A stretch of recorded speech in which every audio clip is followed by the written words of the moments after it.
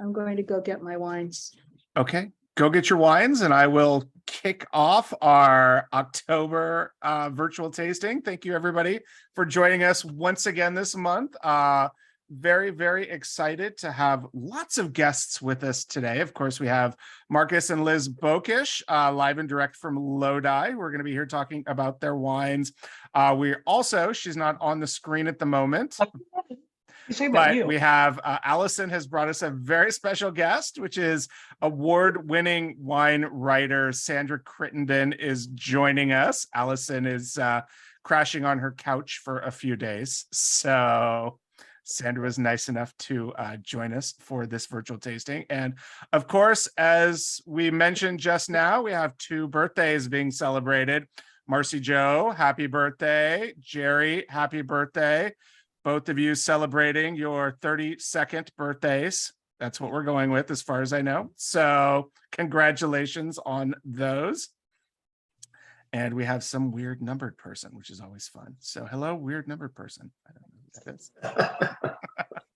Hopefully it's not some weird, like, person crashing the thing, but we'll find out soon enough. Perfect. So yeah, let's give a big welcome. Well, before we start, of course, everybody's going to be muted. So if you've got any questions whatsoever for Markus and Liz, please throw them into the chat, as well as any food pairings, comments. We love hearing from you. We, of course, read them out during the course of the tasting. So please throw that out. But to kick things off, I'm going to mute them. Perfect. So to kick things off with Markus and Liz, we always ask our opening question, which is, what is the most memorable bottle of wine that you've ever opened? There's more than one, of course, but I have to tell you, I think the very first one for me is, and if you have to understand that while we're focused on Spanish varietal wines and we live in Lodi, we cut our teeth in the Napa Valley, and I was very, very fortunate to work at Joseph Phelps Vineyards right out of college. And I'll never forget the day that I was with the winemaker Craig Williams, and he pulled out an Islay Cabernet, 1978. Wow! And that cork, while we were in a tasting of a vertical flight, and that wine was just phenomenal. It made me realize that how at the very beginning of my career, what an amazing and deep pool this wine world was, and how I just wanted to dive into it and understand what really well-made wines from all over the world are. That Islay Cabernet still sticks in my head. Yeah. I was thinking about that question, and this is kind of a different take on things, but my dad was a home winemaker, and so I grew up making wine, and he had a teaching buddy in Sonoma, and we'd drive over to Sonoma and pick grapes. And one year my dad made this really, really huge Zin that he called the Killer Zin. It was I think it was a 77 Zin. And the reason I remember that wine as being so special is because I brought a bottle on one of our very first dates. That Markus invited me to go have a picnic. We were going to UC Davis, and we went out to some fields in between Davis and Woodland, and I brought a bottle of my dad's Killer Zin to open. It was one of our very first dates, and I brought the blanket, I brought the plates, I brought everything, I brought the food. Except for a corkscrew. But I didn't bring the corkscrew. Yeah. Whoops. And it was, I don't remember how we got it open, but we figured it out. We pushed that cork in. Yeah. Or the old screw and pliers, if you've got that option. Yeah. Or just a shoe, the shoe feel. Yeah, now you can do the shoe thing, as everybody sees on the interwebs. Yes. Yeah, I was thinking maybe a saber, but I didn't have that. Just crack the top off of that bad boy and pour it. So that's safe. That's totally safe.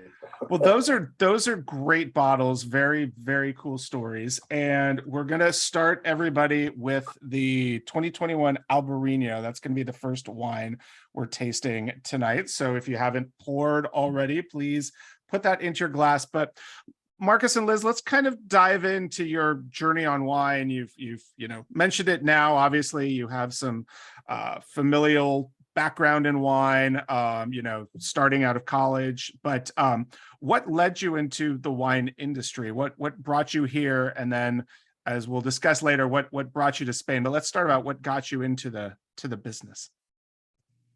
Yeah, well, I guess you want to start, or should I? Or... Well, I mean, partly it was, I think a lot of influence from my dad as doing the winemaking. And when I met Markus, of course, he joined in with the family tradition. And then when we graduated from UC Davis, we were both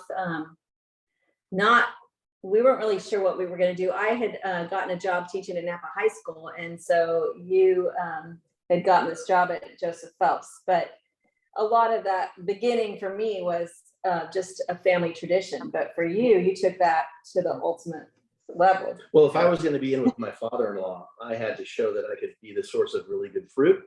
And so when I started working in Napa Valley, I had access to all these amazing vineyards from Joseph Phelps, the Manley Vineyard Cabernet in Rutherford, we had Stag's Leap Cabernet, Cab Franc Merlot, we had Chardonnay from Carneros. And so we were able to glean those vineyards and make some really, really phenomenal home wine, which is really the biggest inspiration, really. And one of my greatest mentors was Liz's dad in the business.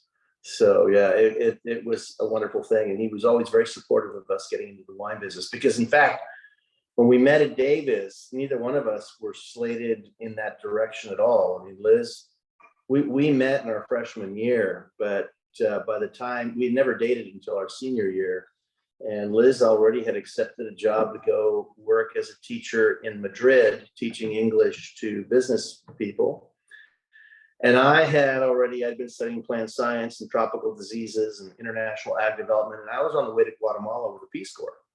So we had completely different directions in life. And when we decided that when we started dating, we said, oh my gosh, we got to put that on hold. What's going on here? And the connection with wine said, well, why don't we try to get some jobs in the Napa Valley?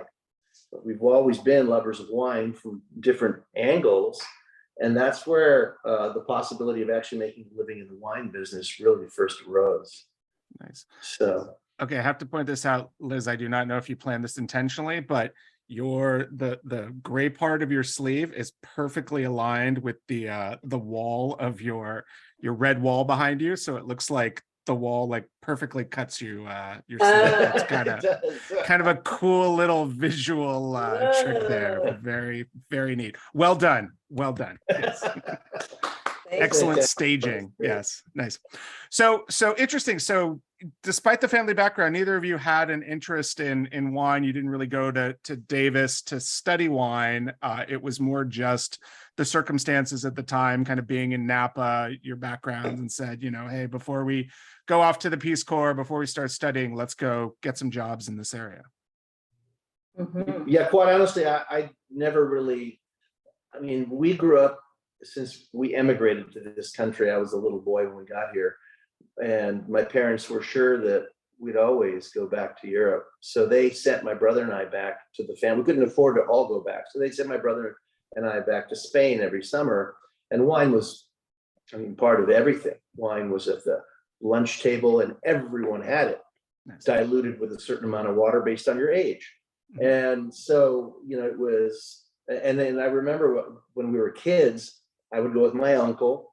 And then later on, when I was old enough, I'd go by myself to the local bodega and I would buy the wine for the family lunch table and bring it back home. And when you were a kid, yeah. When I was a kid, yeah. When I was a little kid. Yeah. It's just it's just part of the life cycle of what one did. Mm-hmm. And so it was always part of my life. I just never thought that it could ultimately become a career.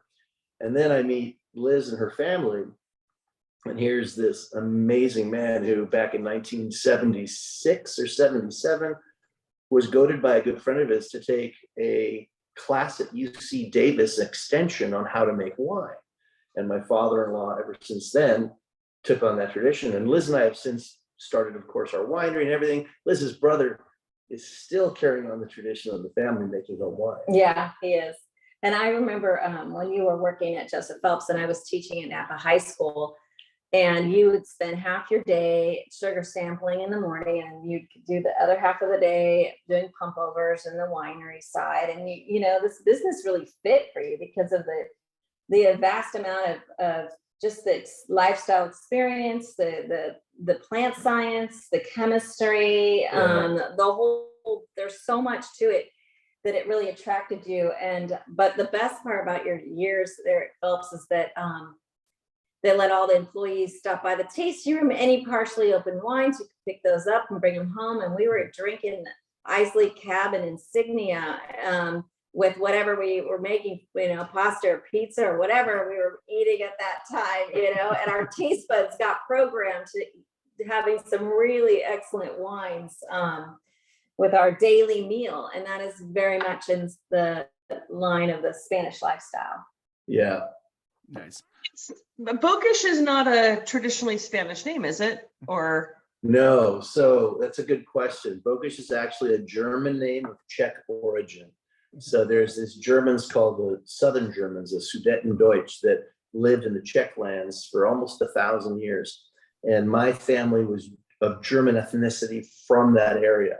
And my grandfather was the very first German to have married a traditional Czech family. It's actually my grandmother was a Navratil. So I've got German and Czech on my father's side, but on my mother's side, and by the way, my father's side was a very small family, tiny family. On my mother's side, we're a Catalan Catholic large family. Oh, wow. And so every time we went back to Europe, it made sense to go to Barcelona, drive 2 hours south to the village, which is a little sleepy fishing village right next to some rice fields. And the closest wine growing region to our village is the Terra Alta denominación de origen. So Terra Alta up in the hills, the high country. And not surprisingly, when we moved to Lodi, that's what we called our vineyard, the Terra Alta vineyard. So we're having the Terra Alta Albarino right now. Yes. Excellent segue, by the way. one more question. That was a great segue, but just one more question. Were you born in Spain? No, I was actually born in Germany. So Okay. my mother, she left Spain when she was 18 because her father promised her she'd be able to study in Paris because he had lived in Paris in the early 30s. So at the time that Picasso was there and all the artists were there having a great old time, 1932, my grandfather, 32 returned to Spain. He had gone to Paris and he came back with these amazing stories. And he had gone there to learn French because so many of the people that they sold fish and rice to were French speaking. And if they weren't French speaking, French at the time was one of the most important international languages. So he went to Paris to learn French and he had tons of stories of France. My mother grew up listening to these stories and she said, I want to go to France one day. And it was in the Institut Catholique de Paris that my mother met another foreign exchange student who was my father, who had come from Germany. Right. So just to close the loop, all of the Germans in the Czech lands were expelled. Well, they call it ethnic cleansing nowadays. They were expelled back to Germany in 1946. And so my father actually grew up in Germany for about 8-9 years, then went to Paris, met my mother. And then they went to Spain, got married in Montserrat, the beautiful, beautiful monastery on the outsides of Barcelona. Nice. And then moved to Germany, where my father was working as a researcher. And that's where my brother and I were born. And then after we were born, we emigrated to California for just a little 1, maybe 2 year stint before moving back to Spain. And that 2-year stint became 3, became 4, became 5, and ultimately we never left. So, Nice. But yeah, that's the connection between the German and the Spanish side. Got it. Thank you. So how old were you in Spain when you finally came over to the United States? I was 2. Oh, okay. I was 2. And then by the time I was 8, my mother and father would drive us we lived in San Diego. We lived in Pacific Beach in this little tiny apartment next to Crystal Pier overlooking the Pacific Ocean. So while my dad went to work, my mom took us to the beach all the time. And I remember when I was 8, I was pretty terrified because at that age, my mother said, you guys are going to go to Spain alone. And they drove us up to LAX, to Los Angeles. We got onto a Pan Am flight. I was 6, my brother was 8. We had these big lanyards on our neck with all this information. We had bills of lading, right?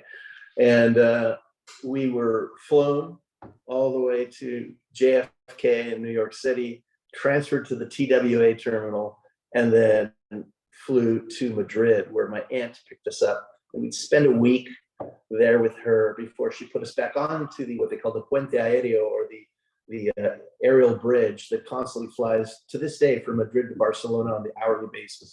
And then we would end up in Barcelona, get off the plane. My grandmother would receive us, and then we would go down to the village and spend 3 months. Wow. And I remember, I mean, this is summer after summer after summer, and I had such a great relationship with my entire family, but I remember just lamenting the fact that I didn't get to do all kinds of like activities that my Like Americans, Little League. like Little League Boy or Scouts. Boy Scouts. Yeah. I'd be like, I don't get to do Boy Scouts. Summer camp, no archery, no horseback riding, no, water skiing. Yeah, none of that. None of that. Oh, I suffered. Ugh. No, but you got all the jamon serrano, which, it's a fair trade-off. It's a very good trade-off. Yeah. Exactly. Michelle has a question as we sip on this Albarino. She wants to know why the Albarino is in a dark bottle while the Garnacha Blanca is in a clear one. I have my own theories about that, but certainly I'd love to hear it from you guys. Well, we have tried both, but originally a lot of the Albarinos from Spain are in a darker bottle, in the like the Riesling style. What do you call it? Like a hawk hawk The bottle. hawk bottle, yeah. And so so that's part of the reason we started with that and have stuck with it so far. Yeah. And And then our Yeah, that's Albarino has good. been very identified in that colored glass. And so then when we wanted to do other white wines, you have to imagine that when we started making Spanish varietals, we're talking that we started our winery in 2000. So it's been 22 years. Part of identifying varietals apart from each other, varietals that, I remember back in the 90s when Viognier was getting popular, people were like, Viogner, how do you, how do you pronounce that? Yeah. People were saying, maybe it's not that, it'll never become that popular because it's so hard to pronounce and all these things. And we thought, okay, so how are we going to put Garnacha, Monastrell, Tempranillo, Graciano, how are we going to put these on a label and distinguish them and separate them so people will go, oh, I remember I really like that bottle. And part of it was the color of the glass, and part of it was the label design, right? So, I mean, if you think about like Graciano versus Garnacha, they both start with the G, they're both about the same length. And 10, 15 years ago, they were both as unintelligible to an American wine consumer, one as the Yeah. other. So how do you create some distinction? So that was part of the reason why we went to white glass with the Garnacha Blanca later on when we put that into our lineup. Nice.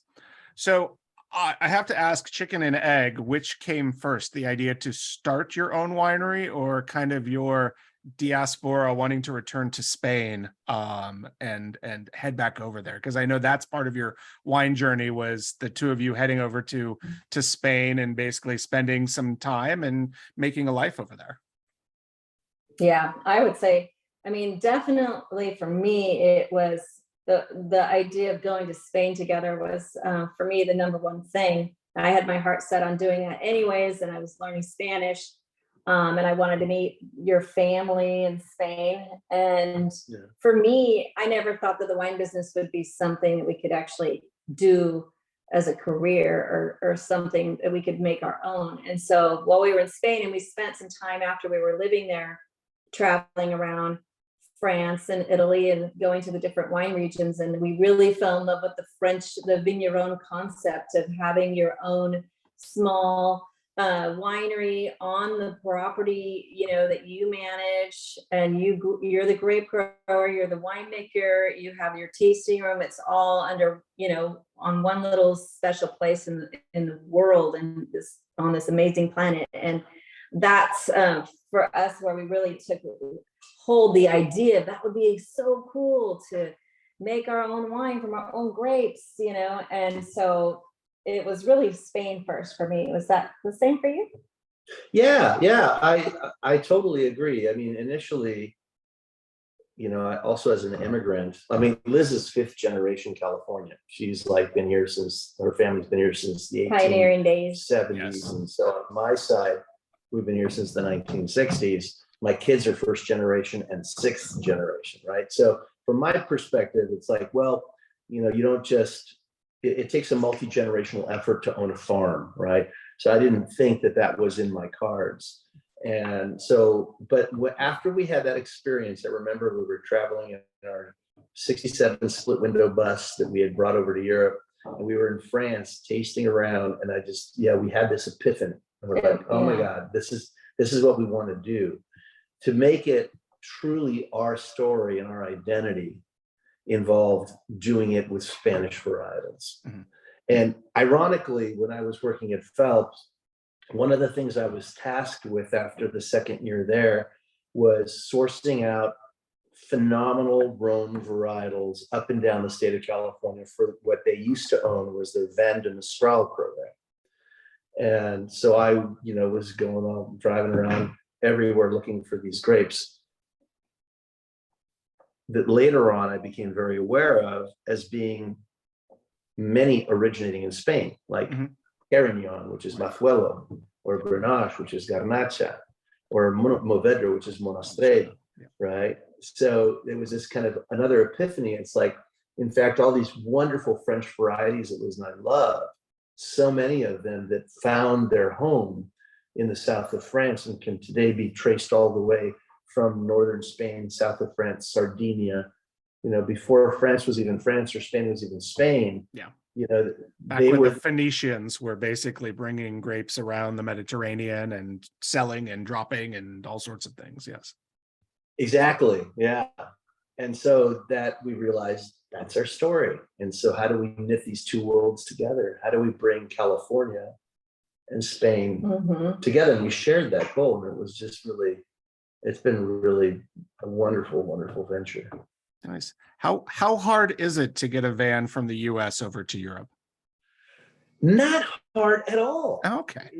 So at least it wasn't then. It's so much harder to find a starter motor that burns out in the middle of the Midwest, Yes, it is to actually transfer a 40-year-old car across the Atlantic. But you have to wait for it though. So it costed back then about $700. Today it's probably twice that. And then you basically put it onto what's called a roll-on, roll-off service, where you drive it onto the boat and then they just bolt it to the floor of the boat, and then you have to wait based on what port is doing more commerce. It may take you 3 weeks, it may take you 3 months to get your car, but once it's there, it's very easy. We were surprised at how easy it was. So how long were you guys in Europe in total? And it sounded like you were in France and then primarily Spain. And I know, you took a job in the Penedès region, working with Cava, and Liz, you were teaching English at that point. How long were you there? And were you planning on pretty much setting roots in Spain and staying there? Or was this always just kind of, we're going to spend a year, 18 months here and then head back over? Yeah, it was I had a tenured position at Napa High School. So we kind of had that stability that I took a leave of absence and then I took an extension. So we were gone for a year and a half. And so we knew that we could always come back to some stability. And that made me happy to have that to come back to. And so, but it wasn't ever the thought for us to live there, but our goal has always been to return, and we've been able to achieve that, taking our kids every year to visit your family. To us, that's been super important, always a priority. And now we have gone even farther, where we bring our wine club members to Spain each year. We do 2 tours. And so we stay for 5 weeks and do a little work and have a little fun in between and visit family. So so we were there. It was a year and a half, about a year of working, and then about 6 months of play until we ran out of money and had to come home. And then I can understand that. I had the same scenario myself in my 20s, so I know that feeling. Oddly enough, it was Barcelona that I was down and out in, and basically, it's my if I could move anywhere in the world tomorrow and not have to worry about money or job or anything like that, it would absolutely be Barcelona. It is one of my favorite places on earth, and I still love going there. I haven't been there in ages, but we still love it. So, and is it just as easy to get the van back to the US than it was to get the van to Europe? Well, there was one. I'm fascinated by the van story. Yeah. No, the complication getting back is getting on my hands and knees and asking my in-laws, can you lend us $4,000 so we can get the car back? Which of course they immediately said, of course. Oh my Yes. gosh. But We we're were taking the somewhere- van as soon as it arrives on the shore. Yeah, We were near Bremerhaven, Germany when we realized, okay, it's time to get back. We need to cross the states. I mean, I don't remember it being hard, and especially that was in 93. December 93 we came back. And well, there was no internet. I mean, we had a book. We bought a book on how to do this. We couldn't email. We couldn't even phone call to get our reservation. It was just like we figured it out. And it's got to be a lot easier nowadays to do that kind of thing. We were in San Sadurní de Noia, which is the capital of cava production in the Pennines.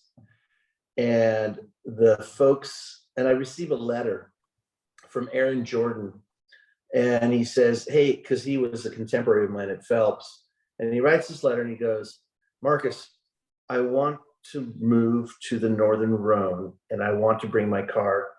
How did you do it? And like 6 months later, we went to visit Aaron, and there he is with his car in the Northern Rhone, living the life. And so it's not that hard. It just involves kind of scratching the surface a bit. I don't remember if there may be more requirements on, smog and emissions and stuff, but a lot of people, and this is what my parents did, they were both teachers also. They bought a VW camper in 1978, and they bought it in Belgium, and then we used it to travel and camp all over during the summer, and then they shipped it back to the United States and sold it. And that's what a lot of your brother did that too. He bought a Eurovan in Germany and then used it to travel, then shipped it back. So that was part of the deal, that Volkswagen would ship it to you into the United States, but the car already was made with US driving standards. Yeah. Right. So when we went over there, we would have to continuously renew the car as like a foreign vehicle driving there. So, but wow. And Michelle has an 85 Westphalia camper van in her driveway right now. So, so you guys were also there for the Barcelona Olympics, I would imagine, kind of in the area. We were. Nice. Mm-hmm. So you got to see the whole transformation of Barcelona from what? Chris just wants to keep talking about Barcelona. I do. I'm a little obsessed, but we'll transition to the Albarino, I promise, because you guys, you decide it's time to come over. You come back over to California. You have this idea that you want to own your own vineyard, have a little tasting room, a little winery, making Spanish varietals. What now? It's kind of like the end of The Candidate. What do I do now? Yes. So when we came back, we were so eager to put our first vineyard into the ground that we went over to Liz's parents. And remember, the family's been here since the 1870s. They had a significant amount, several hundred acres of cattle ground up in Placer County, and they're home winemakers. And we show up like the perfect kids who say, what if we plant an acre worth of all these different varieties on the property? You don't have to go to Sonoma to glean anymore. You can get all your fruit right here, and then we can get into the wine business. So we were in 1994, we got back in December of 93, and by May of 94, we had planted 1 acre worth of vineyard that my father-in-law and I proudly pounded every stake into the ground and hand dug every irrigation trench, and you and your mom planted every vine. We were very eager at that point. And that vineyard is now is a Syrah vineyard, and it's called the Sisu Syrah, and it's part of our lineup. That now after 18 years of that fruit being sold to other wineries, we started making our own Syrah, which we are lovers of Syrah, by the way. When we started our winery, our very first year was 2000.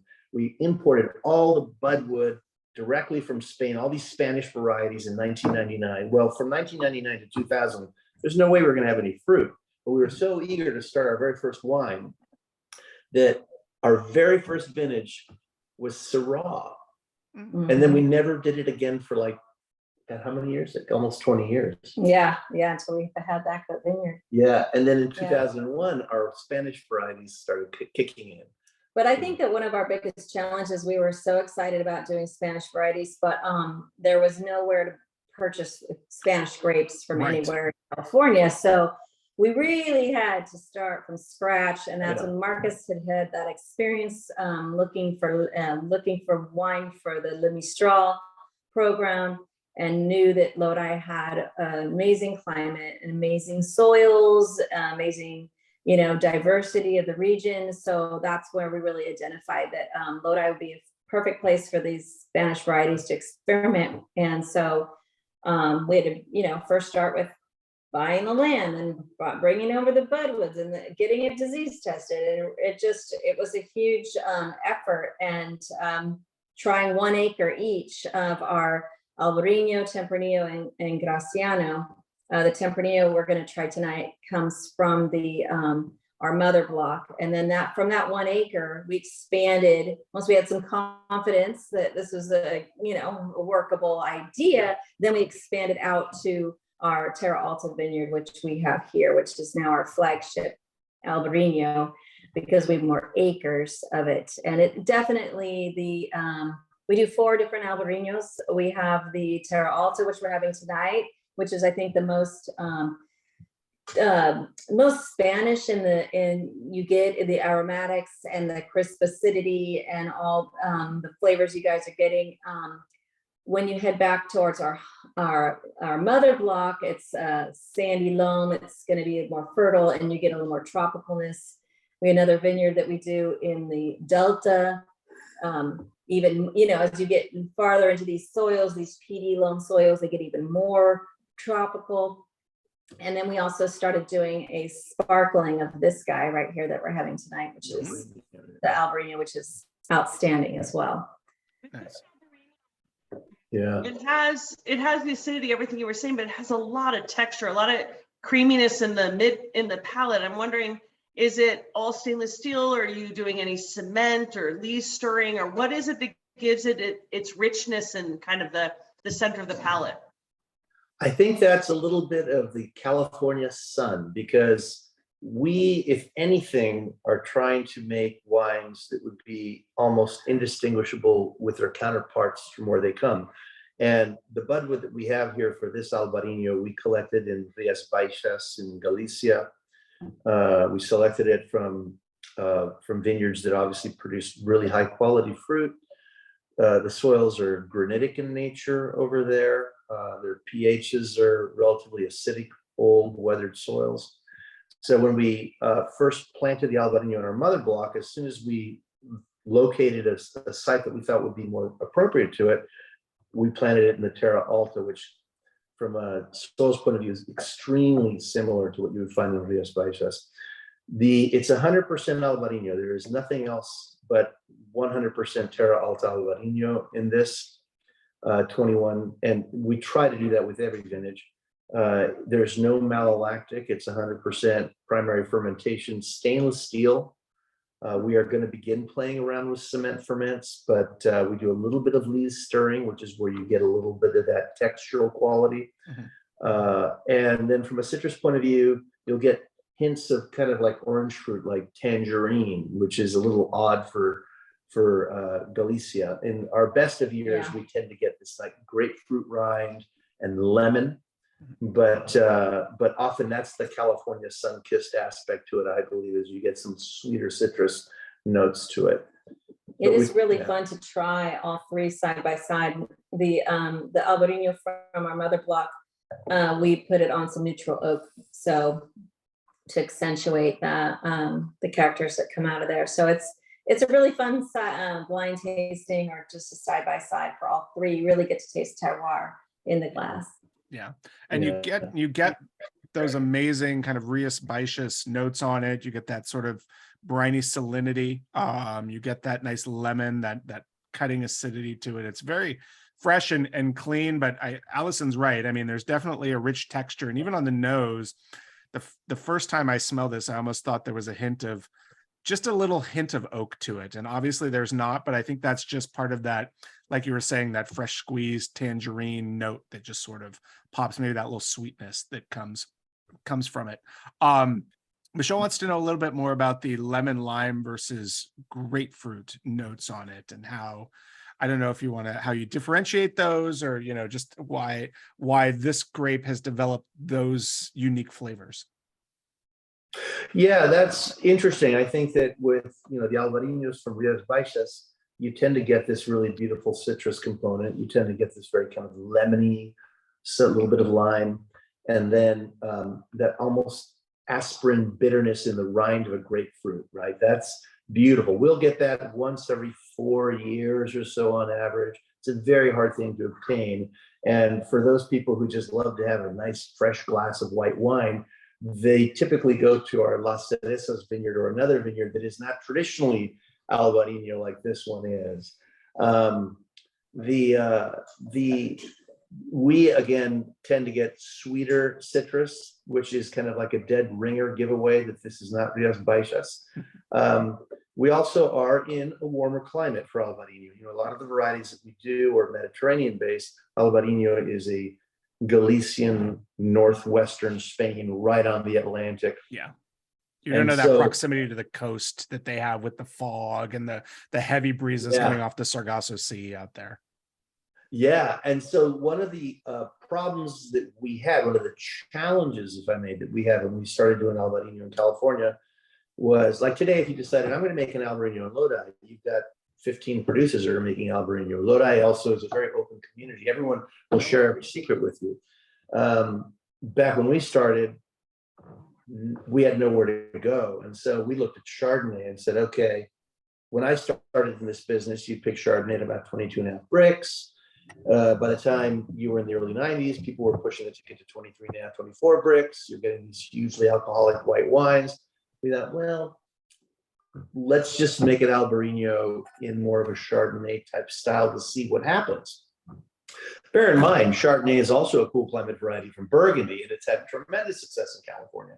So it's like we have to find a way to make this successful in California. But it took us about 5 years. And what we realized was that when you had an Albarino picked at a higher level bricks, you tended to get this real glycerol fattiness to it that was completely unvarietal. And we finally got to the point where we were picking between 20 and 21 bricks in California. Now, to pick Albarino, to create a Rias Baixas style in California, that means that you're not picking in late September like in Rias Baixas. You're picking in early to mid-August. Yeah. Right? But it works. It absolutely works, because at that point we have the exact same chemistries in our wine that you would find on a granitic soil on the Atlantic coast of Spain, you know, in mid to late September. That's interesting. And you don't have to worry about the acidity being too low, because sometimes that can be the issue when you pick early like that. Well, so what we have found is that we never have to do, I think I'll tell you, it was 1 year where we had to do a situation where I acidified the wine a little bit, because we had a heat wave and the bricks climbed higher than we would have liked. But no, when we're picking up between 20 and 21 bricks in Lodi, it's all natural acid. We don't have to acidify, which is what we're very much against. We're very much about minimal interference in the winemaking process. Yeah. So our first Albarinos, where we're picking them at 23 bricks, we had to acidify, we had to pH correct, we had to, you know, we had this kind of oily mouthfeel. It was not Albarino at all. Because we were thinking, okay, well, if they're picking in September, we should probably be picking somewhat close to that, right? So you have to, as pioneers to new varieties, you also realize that you don't have any peers to compare against. And the peers in Spain will tell you what their experience is. But again, the Albarino in Rias Baixas is being grown basically at the latitude of just north of Seattle.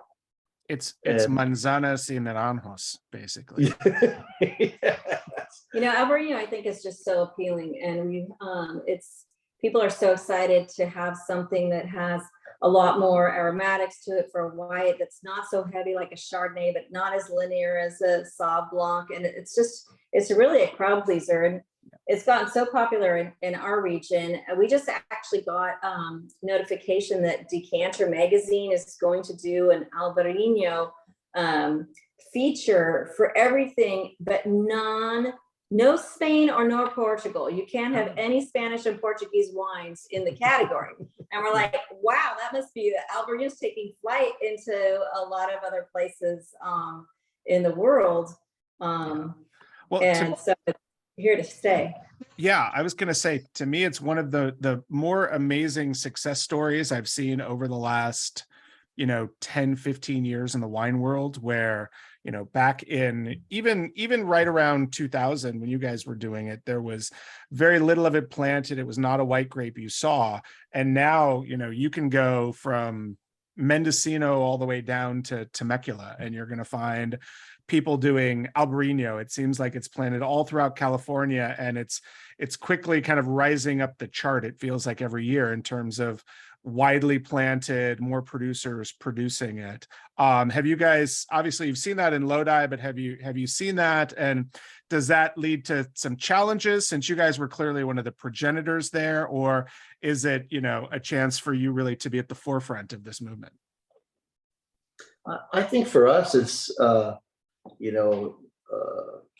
the rising tide floats all the boats. And we've always, when we brought the cuttings over from Spain, the very first thing we did, the very first thing we did is we disease tested them both before we put them on a boat and after they got off the boat, to make sure that we weren't introducing anything that we would later be a problem for our industry. But then the second thing we did is that we invited Foundation Plant Service to our vineyard. And Foundation Plant Service is like the National Public Library for grape cuttings. That's where everything under the sun exists. So you, as a citizen of the United States or a resident, can go there and say, I'd like to buy 10 cuttings of the Bokisch Albarino, and it's accessible to you. You can also put a lot of that budwood into that library under trademarks that become only accessible to certain people. And we thought, the best thing we can do is get high quality Albarino budwood distributed publicly, free of charge, blanket the United States to get it out there, because this is such an amazing variety. And for more people who can just easily just have it roll off their tongue to order an Albarino, will only help the entire sector. It's like an endorsement, I think. If you have a winery you love and they're making Albarino, and you see somebody else making Albarino, and then everybody feels like, wow, this must be good. And so you can actually have it on a wine list. You can have it by the glass. It just makes it more consumer friendly. Yeah.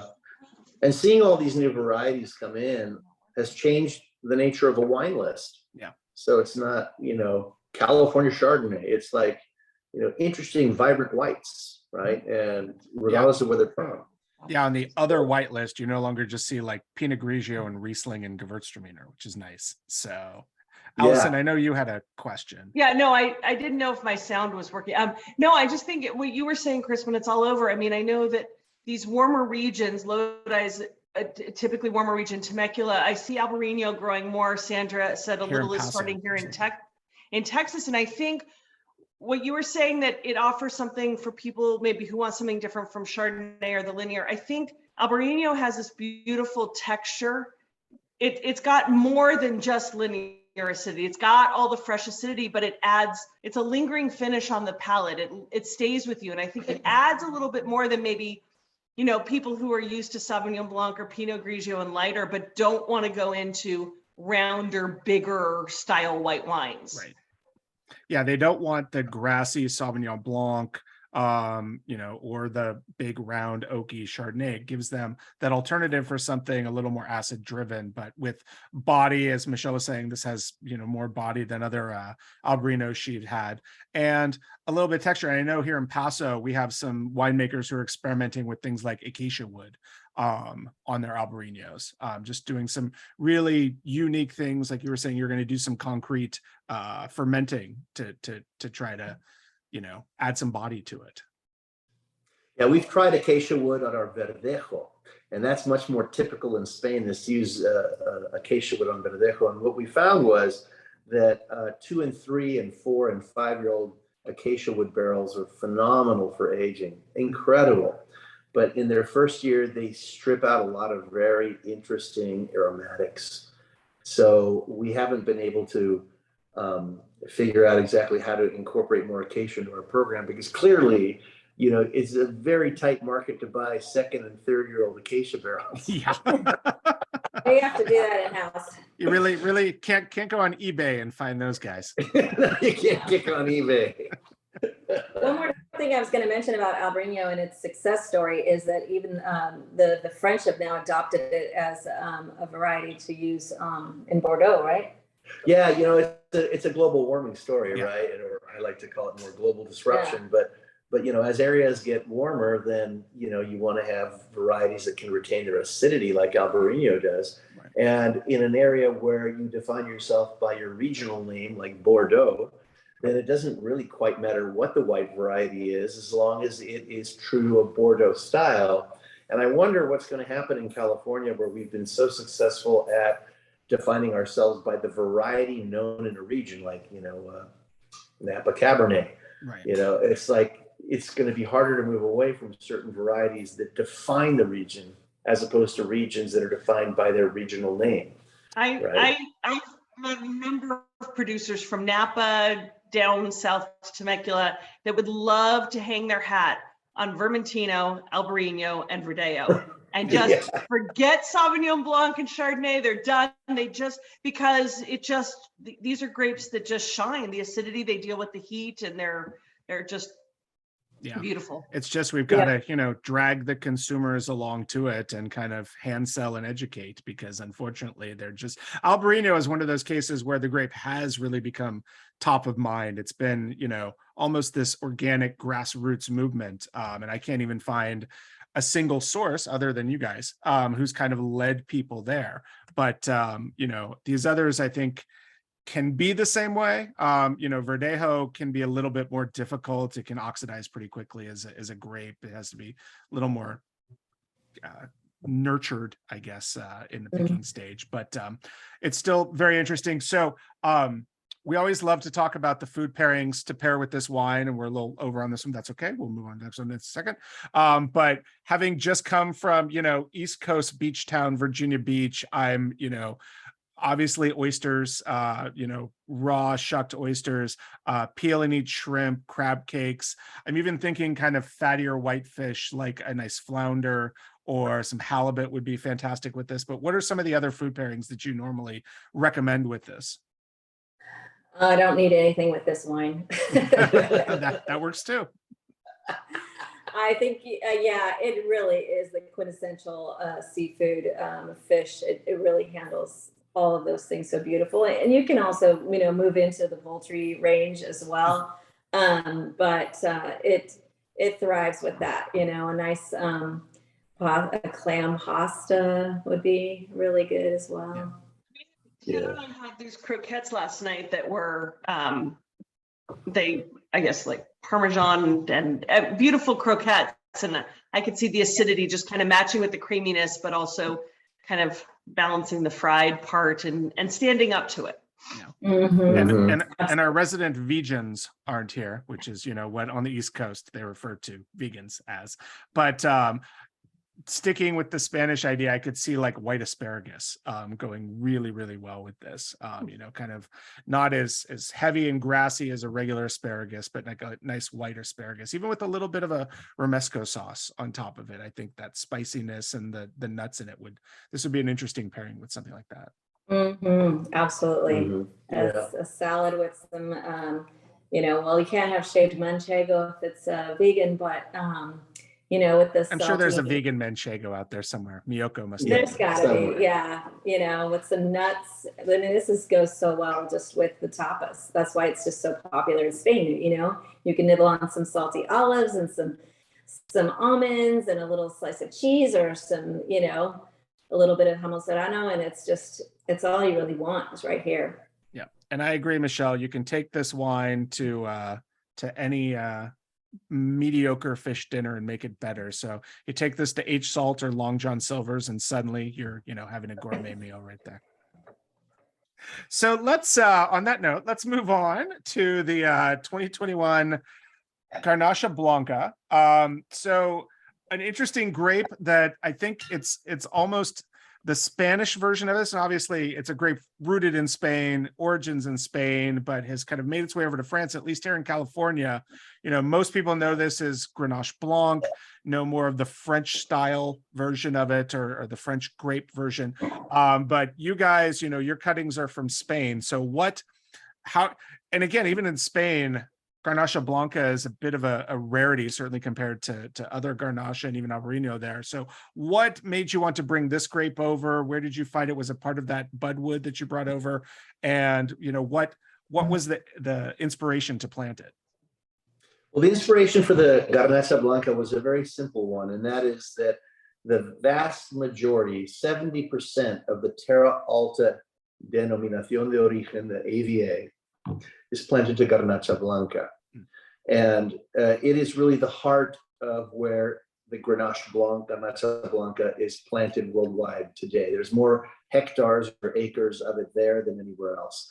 And so growing up as a kid, you know, you'd always have Garnacha Blancas. They were by far more oxidized than our style back in the day, that came from the Terra Alta. As a small segue, you know, we all know that wherever you find the most amount of genetic diversity in a population, including human population, is probably where that population began. So we have discovered that we are from Africa, and then the diaspora of humans have spread around the world. Well, if you look at the amount of heterogeneity in the Garnacha, you'll find that the most amount is in hovering around that kind of northeastern Catalonia, Aragon area. And that's where you find the Garnacha Tinta, or the Grenache Noir, Garnacha Gris, Garnacha Blanca, Garnacha Peluda, or the hairy Grenache, and then the Garnacha Tintorera, or the deep colored Grenache. So 5 different Grenaches in one small area, and 2 of which we don't even have in the United States yet. Stay tuned. Stay tuned. And so, so Garnacha Blanca, again, was very important for us because it was the variety that was most planted nearest where we lived. As a little side note, historically in Terra Alta, they didn't call it Garnacha Blanca. They called it Vernaccia with a V, like Vernaccia, like almost sounds like an Italian variety. And it was typically fermented on its skins to make what today would be considered, you know, natural wines, right? So they tended to be a lot more orange, and they tended to be much more phenolic. This more modern style of Garnacha, which is, by the way, 100% Garnacha Blanca. There's nothing added to this, no other variety. This Garnacha Blanca, we really wanted to make it because of the connection to the Terra Alta and the connection to my history. But we, I believe it was in 2017, we went to the Grenache du Monde competition. It was 2018. The 2018 with But it was the 17 16. It was the 16. It was the Garnacha 16 Blanca. Garnacha Blanca. Yeah. We decided that there's so few people making this variety in the United States that we wanted to kind of compare how our efforts were along with those that are grown in Spain and France, different parts of the world. And so we put it into a competition, the Grenache du Monde competition, and we were the only American. In fact, there wasn't even a category like when you want to go onto the competition, are you from France? Are you from Italy? Are you from blah, blah, blah, blah, blah. There was no US category. And of course, this is You were just other. Yeah, it was just other. And we're like, is this because of the Trump administration? I mean, I don't know. Did they eliminate our category? What's going on here? So we called them on. They're like, no, we're sorry. We've just never had. We're Canadian. We swear we're Canadian, eh? eh? And so the next year they had the US category there. Anyhow, we submitted the wine, and the 16 got a gold. And we were realizing, again, you know, we were going in the right direction. And we had learned from Albarino that it didn't take us 5 years to figure out how to make a good Garnacha Blanca, right? So we've since gotten 3 gold medals almost consecutively in that competition. And so we know that we're on the right path. And now there are more US wineries that are submitting into this competition. So this is classically a Garnacha Blanca that you would find in Spain, in the Terra Alta. Yes. So take us through the production of this grape. And this comes from your own estate vineyards, the Vista Luna vineyard on your Yes. own estate in Lodi. So take us through, how are you producing this? When are you harvesting it? Are you bringing it in? Are you stemming it, de-stemming it? Is this, is it a stainless steel fermentation, concrete? Yeah, so the Garnacha Blanca is typically ripens about 10 days to 2 weeks after the Albarino. So and that's partially because we're picking it at around 22 bricks. It actually likes a little bit more hang time on the vines than the Albarino. It's excellent at retaining its acidity. All the Garnacha family retains acidity extremely well. We do a whole cluster press on it immediately. And we take the juice to stainless steel, and a portion of it goes into second or third year neutral oak. And it's the neutral oak that actually gives it its weightiness in its mouth, which we really enjoy. And it's the stainless steel that really lifts up, again, a lot of those citrus notes that you find in the Garnacha Blanca. So, and then it goes, we essentially bring it in late August, early September. And by April of the following year, it's ready for market. So we see very little oak aging on our whites. Now, one thing to bear in mind is that, Lodi has traditionally been known as a red variety area, Zinfandel, etc. But the more you talk to people who have done white wines there, you realize that it is a phenomenal, phenomenal place to do not only Spanish whites, but Italian whites and all kinds of white wine. Yeah. The most successful examples, I think, of Lodi whites are those that are predominantly stainless steel fermented. You can touch them lightly either in concrete or in neutral oak, or maybe perhaps acacia like we do with the Verdejo, and then right to bottle. Yeah, we had Sue Tipton from Acquiesce as one of our featured wineries this summer. And, focused on her whites and the fact that she's doing, if you tell somebody they're doing only whites in Lodi, most people, their jaw drops and they go, why? But like you were saying, there's some phenomenal whites of all sorts. And, you have some German grapes being grown there, some Gruner Veltliner and things like that being grown in Lodi, which is great. Michelle wanted it. She asked if you could, Michelle's studying for, is it WSET 3 or is it the diploma? Diploma. So she's going for the big one. So she uses our virtual tastings here as a study tool. So she asked if you could repeat when you use the neutral oak. It sounded like you do a bit of the fermentation. You hold some of the fermentation in the neutral oak, and then do you age the wine during that post-fermentation period in neutral oak as well? Oh yeah, so all the fermentation occurs actually in neutral oak and in stainless steel, and essentially the percentages change based on the year and based on what we feel about what we're bringing into the winery. But somewhere around 15% gets fermented in neutral oak, and then the balance 85%, if you were to throw an average from one year to another, goes directly into stainless steel. Those fermentations go separately. The stainless steel tends to be a slower fermentation, because one of the things that I failed to mention earlier is that with all of our whites, they're all temperature controlled, and the fermentations in stainless steel typically take about 3 weeks to get fully dry. So we're fermenting basically. And are you doing native fermentation or not inoculating? We inoculate with our whites because of the very fact that we keep the temperatures very low and extend these fermentations to be able to capture as much aromatic as possible. If you take an Albarino and you just let it go through a regular fermentation and you get it into the 70s or 80s in terms of temperature, you're going to strip it of a lot of its beautiful aromatics. So we keep the fermentations at around 52 to 53 degrees, and we bubble it all the way from 21 bricks going down to about 6 bricks. At 6 bricks, we increase the temperature to close to 60 degrees, and to make sure that we don't get a stuck fermentation. And then we just let it finish off. The component that's in barrel does not have the benefit of that temperature control. It goes into our barrel room that is set at about 58 to 60 degrees, depending. And so the fermentation, though, tends to bubble a little bit faster in those barrels. So in the end, when we taste those two different components, what we find is the wine that was fermented in barrel tends to accentuate more a textural feel in the mouth, and the wine that was fermented in stainless steel has all of those kind of exciting high notes and tones that you would get from the aromatics that you would expect from a Garnacha Blanca.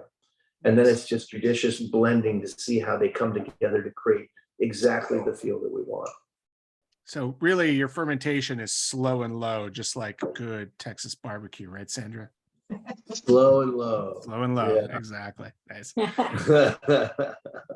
Yeah, What's it's difficult because when you have a tank that you're occupying for 3 solid weeks on one sure. fermentation, it's a labor of love, but it is, I think, the way in which we just really maximize the expression of these wines and to make them as varietally correct as possible in their new home in California. nice. And how many vines or acres of the Garnacha Blanca do you guys have? Is this something you're looking to increase, or is it just kind of, you found kind of a nice sweet spot with it? We have about 8 acres of Garnacha Blanca, and we sell it. Of course, you can imagine that we have become a bit of the go-to people to source grapes for other people's programs. And so we have close to 40 acres of Graciano, which we're going to be tasting in a while. We have about 50 acres of Albarino now, and 4 different parcels. But we have just about 8 acres of Garnacha Blanca. Okay. And we just planted a brand new Garnacha Blanca vineyard that will bring us close to 10 acres in total. And we're very excited about this new vineyard because it is on, okay, well, if everyone knows California, and everyone knows the high Sierras, but what people don't know is that at the base of the high Sierras at about 300-foot elevation, running right through Lodi, but starting at the very northern end of the Great Central Valley and all the way to the southern end, there is this swath of soil that's about 25 miles wide that goes 500 miles from one end of the valley to the other. And on that soil type, which is called the Redding Soil Series, there's maybe 30 miles of it that is affected by the Delta breeze and the Pacific Ocean right at Lodi. Okay, so you have the perfect soil type with the perfect climatic conditions intersecting on an area that might be 5,000 or 6,000 acres, of which the majority of it is on cattle ground. Right. And that is where we grow our Garnacha Blanca. And it is a cobbly, tough, old, 500,000-year-old soil that just tames the natural vigor of Garnacha, just brings it down in its youth, and you can control it and focus on creating intensity in the fruit, because you can do anything you want in the cellar, but if you start with fruit that is not at its optimal, you're already limited, right? Yeah. So those of you who ever come out to Lodi, I will show you this swath of Redding soils that I think has all the magic, which is where most of our varietals are planted, but certainly our Garnacha Blanca. Nice. What level of vigor do you normally try to keep your Garnacha Blanca at? How many tons per acre? So what we know that we're at the right vigor when we get between 3 and 4 foot long canes without having to do any hedging, right? And you still have to do a lot of fruit thinning because all of the Grenache family have monster clusters. I mean, they're big, big clusters. Yeah. The French clusters actually tend to be a little bit bigger than the Spanish clusters, and we have French clones and Spanish clones. And so you have to be very judicious on what you leave on the vine. So typically with our Garnacha, we have to go down to 1 single cluster per shoot. Oh, wow. And often our spurs are 1 bud spurs. So we have 1 cluster per position. So you're talking about at most 20 canes per vine, 20 clusters per vine. And that's going to get you already at about 5 tons to the acre. Yeah. So yeah, if you go much beyond, particularly with Garnacha Tinta or red Grenache, you don't want to break that line. You need to keep with lower yields. Yeah. Garnacha Blanca can sustain a little bit higher yields, but you're just going to burn your acid. You're gonna have a flabbier wine if you do that. So it's all about lower yields. Nice. Yeah, the thing I really admire about this, and obviously being here in Paso, we see a lot of the Grenache Blanc, a lot of it coming from the Tablas Creek mother vines that are out here. But I love how the acidity really provides a structure to this wine.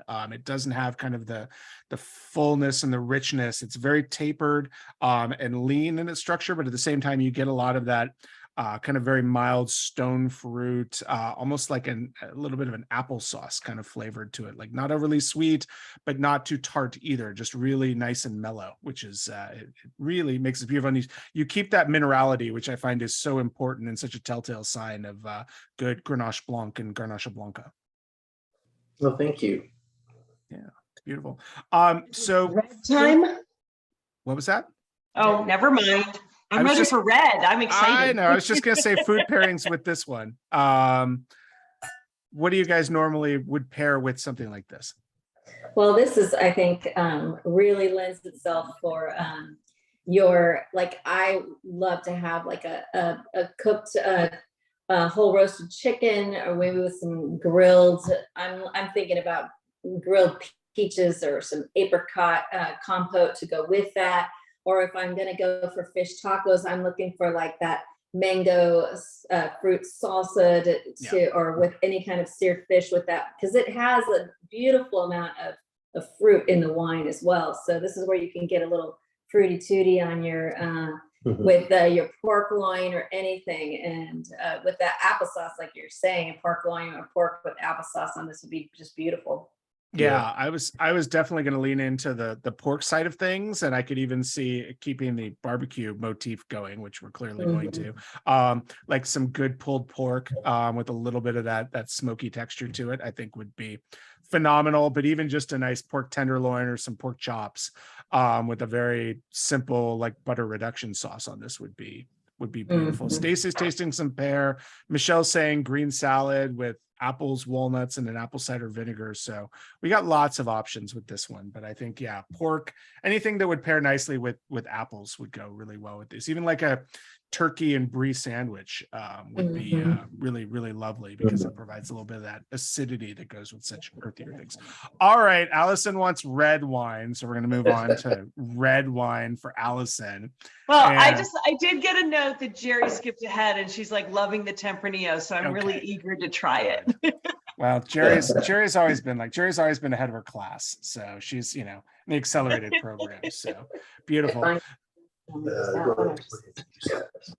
So I'm curious, as we're diving into this Tempranillo, to kind of find out how you two ended up down in Lodi, because as you mentioned, you have familial roots in Napa, work roots in Napa. Your first vineyard was up in Placer County.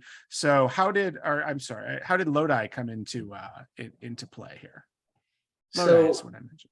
Yeah, so essentially when I was working at Joseph Phelps Vineyards and working for trying to get all these varieties for Vin de Mistral, I was looking for Grenache, Mourvedre, Cinsault, Carignan. And I mean, it just, the Mourvedre took me all the way down to Cucamonga area in Southern California. I also found it in Oakley. I found a couple vineyards of Mourvedre in Napa that would never ripen. They were like 100-year-old vineyards, beautiful, but they just wouldn't ripen. I found some beautiful Carignan all over the Sonoma coast with growers that were diehard Gallo growers that would not break contract. But I found Cinsault in Lodi. And so I went all over scouring the state for these different varieties. And in doing that, I was able to get to know the communities, talk to the locals, the old timers, understand the soils and where things would grow best. And back in 1990, I discovered some beautiful Cinsault vineyards. Now there's a few new ones, but all of the old ones have been reduced to just one, which is the Bechtold vineyard. That's my mecca, just so you know. It is my favorite place on earth. And we bring Bechtold into our winery. We make a Bechtold Cinsault. This is for the first time. Yeah. So we're excited. Put me down for a few bottles of that. You're branching away from Spanish varieties just to get that fruit. Yes, well, that's why we have a Tizona label, so we can do all the other stuff we can't resist. Yeah, we actually do. To this, just a brief little segue. Bokisch is all about Spanish varietals. We do have a little playground we call Tizona, and in that playground, we do mostly French varietals. Yes. We do the Syrah, we're now Senso, we do Petit Verdot, Malbec. We have a lot of fun with that too. Pico Blanc. It's about a fifth of our program. The majority is, our focus is Spain. But yeah, so what brought us to Lodi was Senso.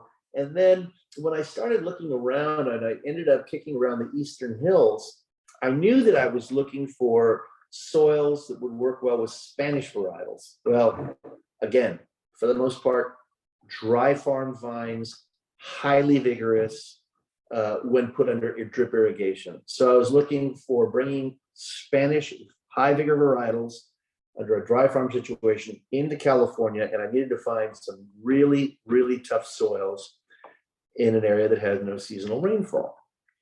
And the chemistries I was looking for taught me that I had to be in these volcanic red soils. Well, the first thing I did was I scoured the land for blue oaks, because blue oaks grow where no other oak tree will grow. And so that's what led me to the pieces of property that I then hired a backhoe to dig soil pits to see whether what was truly exemplifying itself through the native habitat was really going on underground. And the soils were identical to what you would find in the andesitic soils of East Napa County along the Vaca Range, which that was perfect for Mediterranean varietals. And so we thought, okay, but I didn't only look at Lodi. We looked at Mendocino County. We looked at different parts of Napa and Lake County. Amador County. We scoured the whole region, and there were maybe 5 places that had the crosshairs of a good site for Spanish varietals. Lodi was the one that notched off most of the boxes and said, okay, let's give it a try here, specifically in the eastern rolling hills of Lodi in those redding soils. And we bought our first piece of property up there in Clements Hills in 1995. And so that was great, farming out there. And then Marcus is like, Liz, I want to move to Lodi. I'm like, what? Wait, Why? What? Wait, why? We live in Yountville. What are we doing? Why? I don't know. I don't know where's Lodi. Lodi is the new Yountville, right? Lodi is what Yountville was 45 years ago. That's right. Yep. The kids are like enrolled in preschool, and we're like going, down this path of all that stuff. And but our first, vineyard was going to get harvested, and also you were making that horrible commute almost daily, and it was not a life. The commute from Napa to Lodi is a dangerous one. So we moved to Lodi, and everybody knows Marcus because he'd been doing all this consulting, but I was like, I don't know anybody here, and before I knew it, it was the most embracing, amazing community.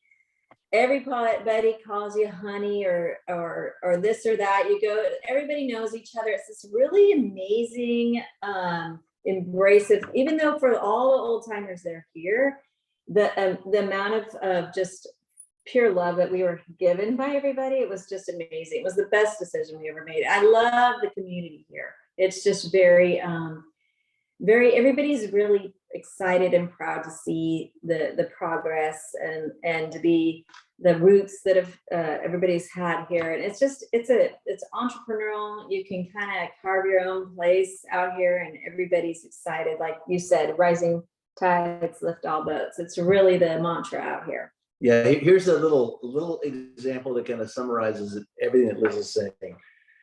We had been custom crushing for years and years and years. Finally, we were able to lease a facility for 3 years, and we're making our wines in this lease facility. And then in 2014, we were ready to finally produce our wines in our own winery. But the power company had not turned the power on yet. Oh. We were scrambling to find a generator to run the press and do everything. And it was a warm year that year, and our Verdelho, which we do on occasion, was ripe. And I thought, how am I going to do this? So I picked up the phone and I called Sue Tipton. I said, Sue, my Verdelho is ready. Is there any way that I can ferment it at your winery? And she said, I got an idea. Of course, as long as you'll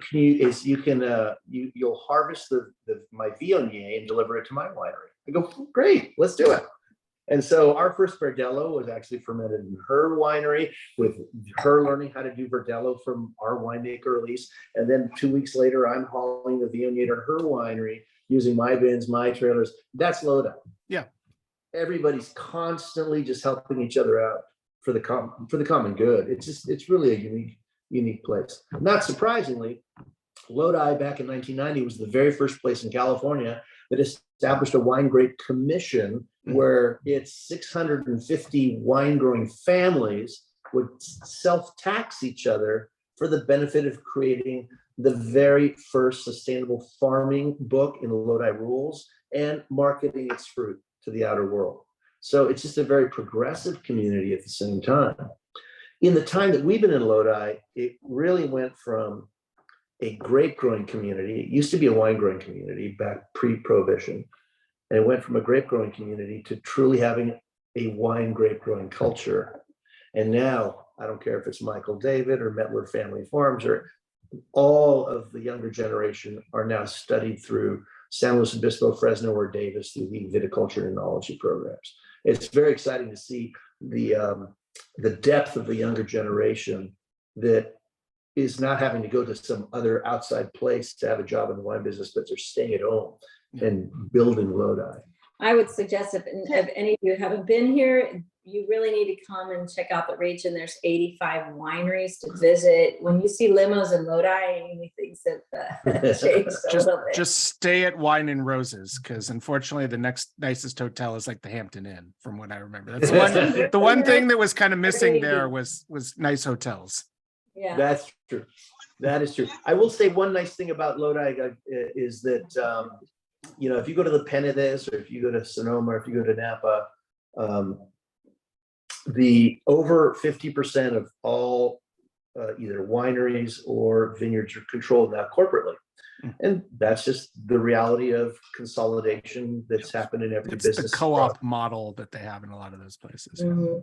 Yeah. And Lodi retains 85% private ownership. So when you go into a tasting room, when you go look at a vineyard, you're looking at a privately held piece of property.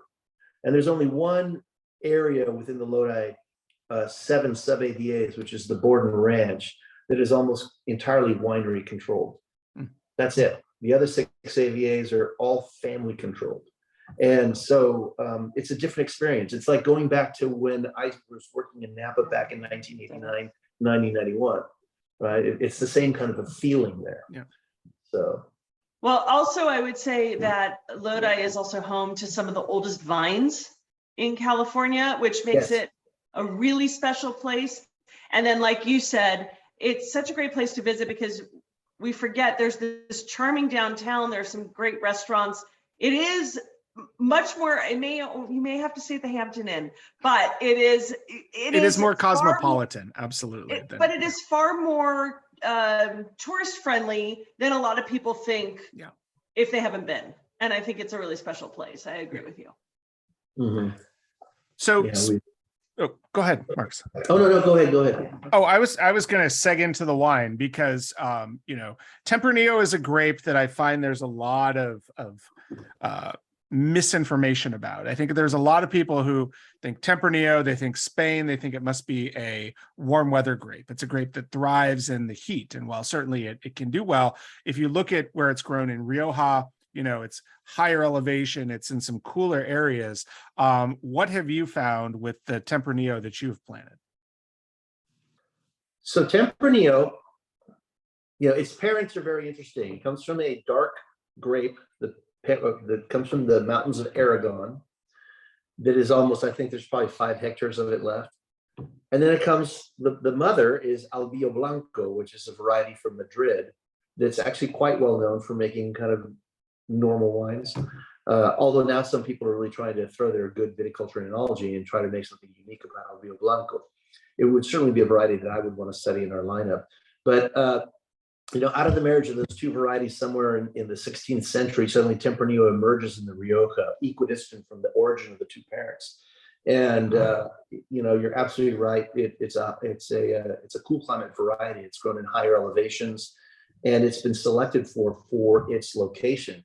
And so some of the best examples of Tempranillo obviously come from like Ribera del Duero, which is north of Madrid at very high elevation, or like Rioja Alavesa, which is like the Basque section of the Rioja and all that stuff. So when you bring it down to lower elevation or warmer climate, the reason it doesn't do so well is because it was never selected to retain acidity. And so if it gets into the wrong hands and someone crops it too heavily and it takes too long to ripen, you've lost all of the beautiful, crisp kind of notes, and it becomes a flabby wine.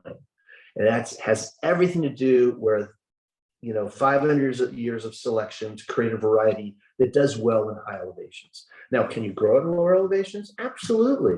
But you have to remember the two curves of sugar and acid are totally unrelated. So if you're going to get the proper sugar and have good acid, you have to have low tonnage. You have to have low tonnage. You have to be between that 3 and 5 tons of the acres. And if you try to crop a little bit too heavily, and Tempranillo will gladly give you more fruit, gladly give you as much fruit as you want, you're going to end up with a flabby wine.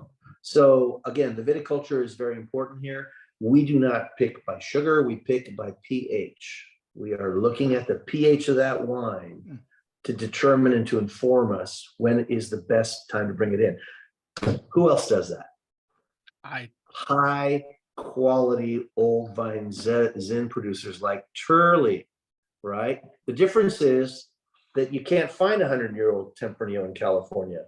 I mean, ours is probably some of the oldest vines at 22, 23 years of age. Yeah. If you get a 100-year-old old vine Zin, like the Kirschman vineyard or any of the old vineyards in the area. Picenti, Ducey, some of the ones we have here in Paso. Yeah, exactly. Yeah. And they're never going to give you more than 3 tons. You're going to be lucky if you get 3 tons to the acre. So you're lucky if you get 1 ton.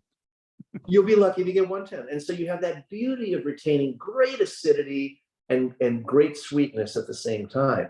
That's what they give you naturally. But a Tempranillo is going to trick you because it's such a young, vigorous vine, and it's going to overcrop. So you as a grower have to be a wine grower. You have to think about not how much tonnage you can produce, but how am I going to balance the acidity with the sweetness? And so we pick by pH. We thin dramatically and we pick by pH, and we're able to get expressions of Tempranillo that were typically found in cooler climates. Do you find that Tempranillo, if you keep the yields low and you're picking by pH, does it need a lot of time to ripen? Do you tend to pick it on the earlier side when the pH is going to be, at the right level? How do you see, because I do see Tempranillo also becoming one of those popular grapes in these warmer regions, but it doesn't mean people are doing it right yet. Right. Yeah. So that's a very good question. And I have to just go back to Sangiovese in the 90s. We had the whole Calatal movement in the 90s, and Sangiovese was going to be the new thing, and Antinori and all this kind of stuff, investments everywhere. And then everyone created these Sangioveses that were either overcropped, because Sangiovese will do the same thing, or didn't taste like what the consumer at the time wanted, which was really a Cabernet. So they would highly blend with Cabernet. And so the whole thing just crashed and burned, right? And I was certainly very concerned in 2000 and in 2001 going, I don't want to be the victim of our own success. Like, what if we get really successful with Tempranillo, and then suddenly people are like, oh, now people think it's a sexy name. Let's blend different things into it. And then the whole sector is just going to crash. And I remember one time I did a lot of consulting for people all over California for their vineyard developments. And there was this one gentleman who will remain unnamed who got a whole bunch of grapevines from a nursery that accidentally shipped him like 25% Cab Franc into his Tempranillo. Oh, wow. So he only had 75% Tempranillo and 25% Cab Franc. And this thing was a tannic monster, right? It's like, And he didn't know that that had occurred until I was walking through his vineyard one day and said, this looks like a Cabernet Sauvignon leaf. You've got something mixed in here, and so then we kind of picked it apart and figured it out. And again, my anxiety went up going, oh God, if this becomes the norm, we have to create true Tempranillo. To my great satisfaction, it seems like in California, at least, that in Oregon too, Oregon is doing a phenomenal job. That's a lot of because Markus and Earl Jones from Allta Winery, both basically pioneering Spanish, the Tempranillos, started a group called Tapas, which is Tempranillo Advocates, Producers, and Amigos Society. We had to figure out what to do with Olé. it. And we held tastings every year for quite a long time. Those kind of groups it kind of fell out a little bit, but you guys set the bar. You wanted to make sure that this Calatal Sangiovese thing wasn't going to happen. And you did a lot of effort to including everybody and making sure people had the right pathway to making good quality Tempranillo. And I think it's successful because that, I think, set the bar. And people look at Earl Jones and they look at you and they're like, I don't want to disappoint Markus or Earl with our Tempranillo. I want to make sure it's a true varietal. Those early tastings, trying to lead people in the right path. Again, pH. People were saying, just as an example, if you want to pick these wines at about 3.6 to 3.8 pH, for those of you who made that might not mean anything. We've turned many of our members into wine geeks who understand what you're saying. Oh, so excellent. You're good. Yeah. I have sat at panels at the Unified Symposium where people are Tempranillo panels are like, I'm not getting the flavors until I'm at 4.2, 4.4 pH, and then I just heavily acidify. That's not a Tempranillo, right? That's just not going to get you there. Yeah. And so a lot of those tastings early on were very, very instrumental in getting us to make sure that people honored the variety and grew it well.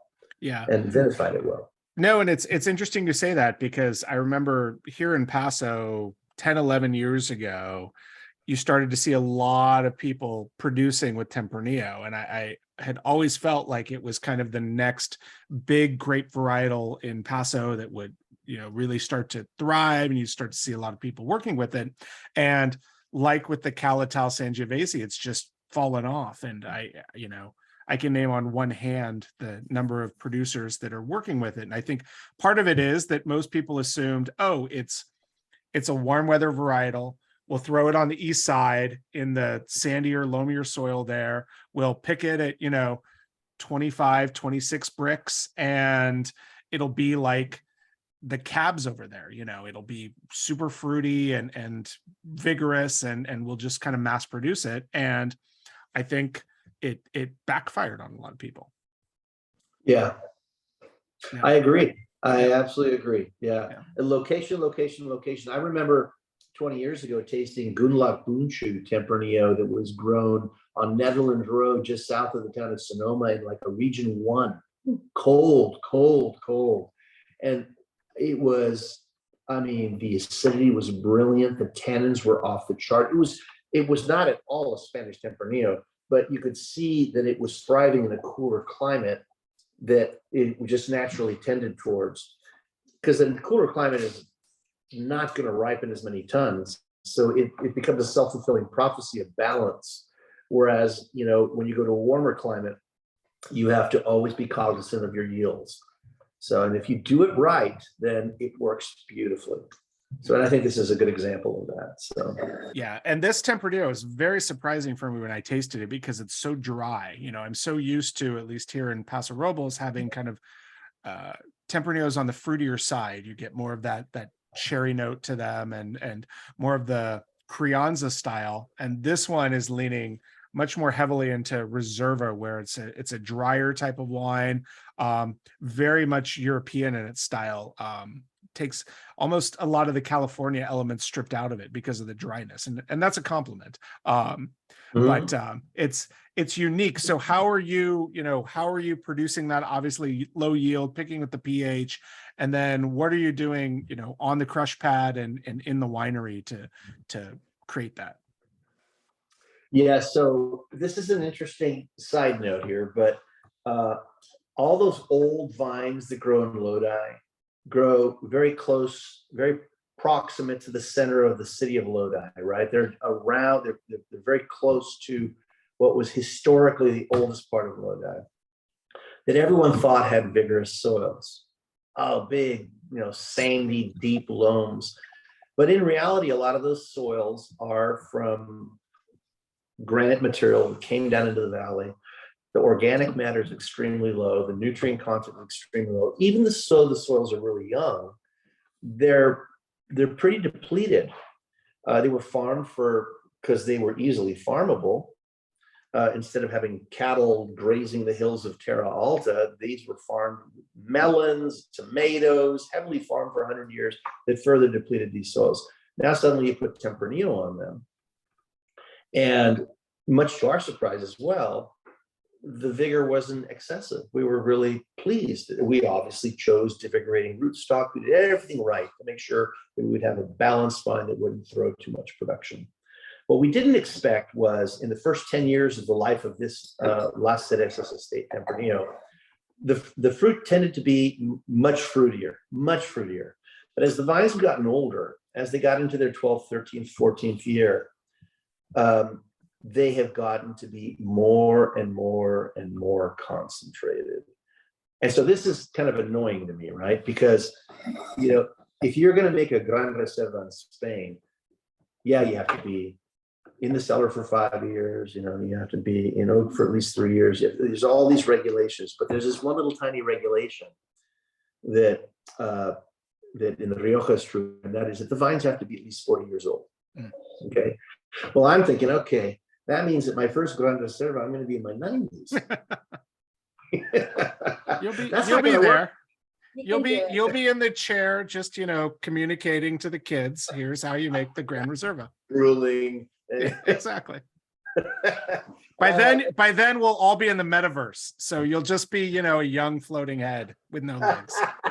Yeah. I'm gonna be floating around ageless, and so I've always been I believe in the fact that like old vine Zinfandel has a competitive advantage over younger Zinfandel insofar as it's going to be steadier in what it gives you every year because the roots are so deep and all the things that hold to be true. But because I really didn't have a 40-year-old Tempranillo, I'm like, nope, age doesn't matter, right? And as this vineyard's gotten older, it has proven to me unequivocally that age does matter. This vineyard was planted in 1999. This is in 2019. Yeah. So you're halfway there. I'm halfway there. Imagine how European it's going to be 20 years from now. Yeah. But yeah, so this vineyard does give you these dusty, very Spanish type tannins. It's more of a Rioja style. Here's a good example. The first 10 years, this vineyard was a Ribera del Duero styled wine. Despite what we wanted to do with it, that's where it took us. It's become much more Rioja based over as it's gotten older. So so that's very much Las Cerezas. It's French oak. It's a Hungarian, no American oak on it. It's a lot of neutral oak. Percentage wise, I don't remember if it's like 30% new and the balance is neutral. Yeah, with our Tempranillo Las Cerezas, we tend to be between 25 and 30% new oak. And that's interesting because I know in Spain, they really prefer the American oak to match with the Tempranillo because of more of the spice notes that it brings out. It kind of limits the vanilla notes and brings out more of the spice and the pepper on it. Have you found that Hungarian is providing that for you? Or is it just, you found these are the French and Hungarian is a better fit for your particular vineyards? I'm a strong believer that the American oak is a very good fit for Rioja wines. And we tried it. We started with French oak, then we started increasing the amount of American oak. And then over the years, we started decreasing it again to the point where we just kicked it out of the program. And I think that has a lot to do with, again, the difference between California and Spain. What works there, for whatever reasons, didn't work for us too much. It became too much of that vanilla and just, it became overpowering, even in small percentages. Now, we are going to begin using American oak again. We're going to try a couple barrels next year. I didn't know that. Yeah, we are. But we're going to go to very extreme. Newsflash. Newsflash. You we're heard gonna it go- here first. We've got a scoop, a spoiler. But we need to find the densest and tightest American oak we can find. So, I mean, we're going to be right up there on the Canadian border looking to see what we can do. But we have been told by some of our providers of oak barrels that we need to open up our minds and try it again. Now, to your question of the Hungarian oak gives a lot of very similar profiles to the French oak. It tends to do very, very well with drier red wines. You can certainly see that, like if you have in Hungary the Cake Francosch, which is the Lemberger in Austria. Yeah. Blau Frankish. Excuse me, the Blau Frankisch. Yeah, that just amazing dry tannins, that's dusty tannins, and how well it matches with the Cake Francosch. And so we thought, I bet you it would do really well in this particular instance with Tempranillo, and we find that it works very, very well on our individual barrels. And of course, this is a blend of French and Hungarian, but yeah, if you come out and barrel taste, you will taste the differences in the barrels. They're very exciting on how well they match. Nice. Yeah. Food pairing wise for this, I want some. I could almost see, because of the dryness to it, and I think Michelle hit the nail on the head. It's super savory with kind of fruit back notes, or almost kind of secondary fruit notes, and really nice acidity. I want like salchichas. I want chorizo. I want kind of like a really greasy, spicy pork sausage with this, or I want patatas bravas with a little bit of a tomato base and the aioli on them, because I need something with a little bit of that acidity to make it pop, make that dryness pop on it, I would think. Nice. Absolutely. You can go into like an eggplant parmesan on this as well, I think, and a classic beau estofat, what they have in Catalonia. Oh yeah, an oxtail soup. Oh yeah. Yeah, stew with some fresh tomato in it. Yeah, or like a pozole, something a little heavy but spicy would be phenomenal with this. But no, this is a beautiful example of a Tempranillo, I think, from California. It's showing it is truly one of the most Spanish style California Tempranillos that I've had. And again, that's a high compliment, because I think a lot of Tempranillos these days tend to really be more fruit forward, and this one leans into that drier savory note to it. So beautiful. I know I would say one other thing that we do, if ever you guys have the opportunity to try this, is that we did in 2014 release our very first Gran Reserva. We sold out of that. We're now into our 16. We only do it on exceptional years, but it's really fun to try that one in contrast to this one, because since it ages so much longer in the cellar, we tend to use a higher percentage of new wood, which when you taste the wine in the cellar after year 2, you're like thinking, oh, we overdid it. Yeah. But after after the 3rd year and going into the 4th year, like the 2016, you just see the integration, which is just gorgeous. It's absolutely phenomenal. Yeah, a good weekend to come out. We celebrate International Tempranillo Day. We spearheaded a Lodi tour of Tempranillo, so it's a kind of an open house to visit all the wineries that produce Tempranillo. Oh, nice. And we're going to do a grand tasting of Tempranillo at our winery on Saturday, which is we're going to pull out a 2009, and we're going to compare 2016 red blend with our Gran Reserva 2016, and just do a whole vertical. It's going to be really, really cool. And that's this Saturday? It's Saturday, the 12th of November. So you can. Okay. Yeah, Tempranillo Day is November 10th. Got it. Yeah. Got it. Sadly, I will be at the Garage East Festival here in Paso that day, but I hope somebody else can make it and report from the Tempranillo Festival. That sounds well worth it. But okay. Yeah, it falls on the 2nd Thursday of the month of November. Oh, that's awesome. So you get the 2nd Thursday is Tempranillo Day. The 3rd Thursday is Beaujolais Day. And then you've got Thanksgiving. I love it. We need something on the 1st of November, just to, Liz's birthday. Oh, all right. We'll celebrate Liz's birthday for the my November is full. All invited to my birthday party. Beautiful. Yes. So let's move on to a wine that I like to call, the great mistake, the Graciano. Not for your guys, but of course the story about Graciano becoming prevalent, at least here in Paso Robles, I know in a lot of other wine regions in California, is because of an error by a nursery company who thought they were planting Monastrell, as you were saying, and we're planting Graciano instead. But I suspect for you guys, that's not how Graciano came to be in your vineyards. No, because this guy was the guy who brought that budwood over from Spain for the very first time. The first vineyard out in the New World was planted here in Lodi because of his connections. So you are the godfather of Graciano. I am the godfather. Don, of we'll call you Don Graciano from now on. Yeah, we brought in 1999 our original cuttings of Graciano that came from a vineyard from the Rioja Alavesa. And at the time, no one had the variety here, and we brought it for one reason only. Oh.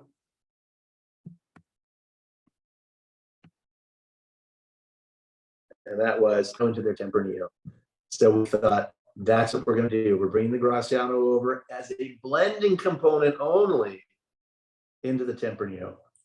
And when we planted it, we discovered why the acreages had dramatically declined ever since phylloxera, because it is a variety that doesn't graft well. It's difficult to grow. It's very disparate in its growth. On one vine, you might have a 3-foot tall shoot next to a 1-foot tall shoot.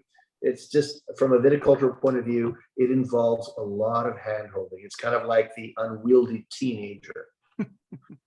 It's teenage Groot is what it is. Yeah, and we got that first vintage to production, and then it goes through these very reductive stages of the cellar. And in the spring of 2002, this amazing wine emerged, and we thought, wow, this certainly is going to be interesting to blend with Tempranillo. Well, darn it, it became an exceptional blender with anything. It blends so well, it's amazing. But on top of that, we thought, let's just bottle it on its own. It's a standalone. So we did that. And so we became the very first growers of Graciano in the New World, the very first producers of a varietal Graciano at a time when in the Rioja itself, there were only 4 people labeling of wine like Graciano. So we were amongst the first. Later on, a nursery that won't be named created an association with the French Institute varietal collection called Antav, and they brought this varietal in because, little known piece of knowledge here is that the Boucher family of southwestern France at one point decided that they needed to create or plant varieties that would be very dark colored, so that in cold years in Bordeaux, the clarets can be deepened in their color with judicious blending with certain varieties. And Graciano became their go-to before the Boucher family created the famous cross of Alicante Boucher. Right. And so Graciano suddenly was in France in the late 1700s and ultimately became known as a French varietal of Spanish origin, but a French varietal called Moristel. So yeah, it's a phenomenal variety. I had read all about it, and I thought, this is something that, never having tasted it, I have to find it and bring it to California. And so we did. And so we've been playing around with this varietal now since we planted it in 1999. Our very first vintage was tiny in 2001.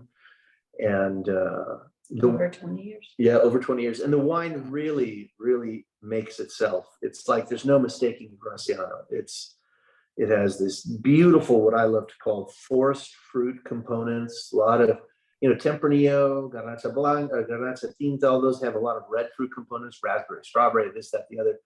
Graciano tends to break away into that kind of blueberry, blackberry, kind of forest floor, just different, absolutely different. And very complementary to other aromatic profiles of other reds. Yeah. So it's quickly became my favorite, and I always love the underdog. So I'm very, very pleased to have been making it continuously all these years.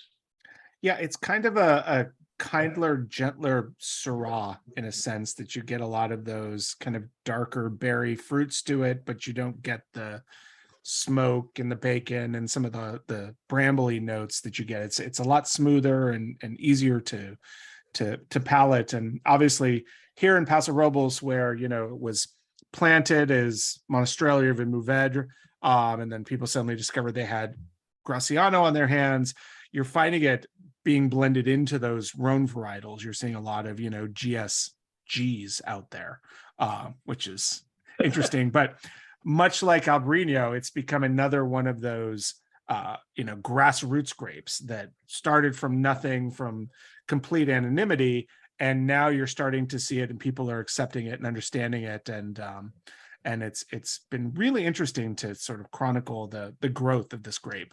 Where do you see it going? Do you think it's only going to spread? Is it kind of hit its peak? Do you think we'll see more Graciano given the heat that because it is a grape that thrives in warmer environments? So I think that's a very good point that you mentioned about the heat, because Graciano retains acidity. I mean, it's close to Barbera in its ability to retain acidity. And so one of the reasons why it has traditionally been blended with Tempranillo is because of that very issue, is that it really brightens the Tempranillo. It also brings a little bit of that dark forest floor into the Tempranillo red fruit. It's just a perfect blender for Tempranillo. I think that this variety will be on the rise, perhaps not as meteorically as the Albarino, but I see that it's going to have a placeholder in the California pantheon of varieties, because it hits all of the notes that we're looking for today. It has that nice bright acidity. It's a great blender. It's a standalone. It's much more akin to the Grenache and Pinot family, not in color, it has a ton of color, right, but in its softness and tannin, right? 15% new oak would be crazy for us. It's closer to 10% new oak, because it's just a softer tannin variety. It doesn't need so much marriage with oak. It just hits all those points of a refined wine and youth. I think probably one of the issues that we have to be careful about with this varietal is that, just like Grenache, if you let it get too ripe, it can get too tutti frutti, too candied. You have to stay away from that. The biggest surprise for me was that having a wine that has such great acidity, I would never have imagined that it would make a well-balanced rosé, harvested for rosé, not a Saignée. Yeah. And in fact, our estate rosado is a combination of Graciano and Tempranillo. And increasingly, our Terra Alta rosado has more and more and more Graciano in it. Picked at 21 bricks. It has, at 21 bricks, a tremendous, we call it silly juice. It has this just almost neon color, delicious fruitiness. It doesn't have like Chamberson. It's mind blowing. It's really a beautiful variety. We made a sparkling rosé of Graciano this year for the first time, and it is phenomenal. Wow. And the bottle doesn't say Graciano, it just says Rosado, sparkling Rosado. And it's phenomenal. It's great. So so versatile. It's so versatile. Nice. Were you doing Sparkling. so? Go ahead, Allison. Sparkling Rosado. Sparkling Rosado, picked at 21 bricks. Oof. And done method traditional. I mean, with a tradition. Yeah. Wow. Yeah. I want some of that. Yeah. And you're doing direct press for the regular Rosado, I guess, for both of them technically, but. Well, we'll go through with the regular Rosado. Well, with the when we go for Rosado, we're going to go direct press. Yeah, we don't. Yes, no Saignée. No Saignée. And no Saignée, because we're picking at such low sugars. And then when we go for the red, We go through a pretty thorough destemming because it's a variety that we let hang out there. This is probably the one that we let ripen the most. And so consequently with that, there'll be a little bit more insect damage, bird damage, sun damage, whatnot. And so we go through a very, very thorough sort, also very low yielding. But then again, it has probably the lowest amount of new oak of all of our red lineup because of its soft tannin nature. I think it'd be really cool to do a Graciano festival with Paso. It might be a couple of years. You have to get a few people. I can definitely think of a few people who would jump on that. Absolutely. There's also a couple. There's a carbonic Graciano that Piazza Family Wines does, which we did a virtual out of San Ynez Valley, Ballard Canyon. So they were more of the story of they thought they had something else, but they made the best of Graciano. Yeah. That was a really remarkable and wonderful propitious mistake. It really got Graciano on the map in a way that would have taken years and years. There's Absolutely. a really good producer who has been buying our Graciano for years, Santa Cruz Mountain, Jeff Emery from Santa Cruz Mountain Winery. And he has a label called Quinta Cruz, which is his Spanish varieties, and his Graciano is delicious. Yeah, it's delicious. He tends to pick it at around 23 to 24 bricks and has these really kind of very high acid notes, but it's just very European styled. See, this is where we tend to go a little bit away from the European style because there wasn't really a Graciano style to begin with. It was always a blender. It's always been a blender, you know. So, and it has a very interesting story. It's also one of the oldest varieties on the Iberian Peninsula. I mean, it's hilarious when you dig out a tank and you press it. The seeds are so big that it sounds like when you're rotating the press, you're hearing marbles rotating. Wow. It's crazy. It's just anyone who gets to play with this variety for the first time is always shocked. Like, I've never seen anything like it. You know, it's like, am I doing the right thing? So how do you control the tannins in a wine like that? Because obviously with big seeds and it's got a fairly thick skin to it. How do you, because, that's one of the things that a lot of people comment on have been commenting about this wine is that it has very gentle, soft tannins to it. Yeah. So Grenache has very soft tannins to it too, for the most part. And Pinot does too. And it's the type of tannin structures that the grape gives you that are unlike some of like the Bordeaux structures that are much shorter chained and very aggressive into the mouthfeel and the texture. And you have to age it for a long time to lengthen those chains and change the perception in your mouth. Graciano's just different that way from the get-go, although you would never suspect that given the color. You look at the anthocyanins and you say, oh, this has got to be a big wine. And then you taste it, it's like, oh, wow, a 19, and it's approachable and it's ready to drink. And so it's really a lot of what the variety just naturally gives you. Now, again, we tend to pick this a little bit later. So it's at 25 bricks, between 25 26 bricks. By then, all the seeds are completely brown. And so you could eat them and they taste like nuts. There's none of this kind of astringency that you get in your mouth because the seeds are so mature. So that may be part of what lends a softer touch to this wine. But despite the big seeds, yeah, it's a very nutty taste, but it's not this astringency that you get when you chew it. I think this is where we really shepherd the wine, because it's gonna, if you just are gentle with it, it's gonna give you this beautiful, gentle outcome. Mm-hmm. Yeah. Yeah. It's what was the year you planted the Graciano? 1999, we planted the Graciano. Okay.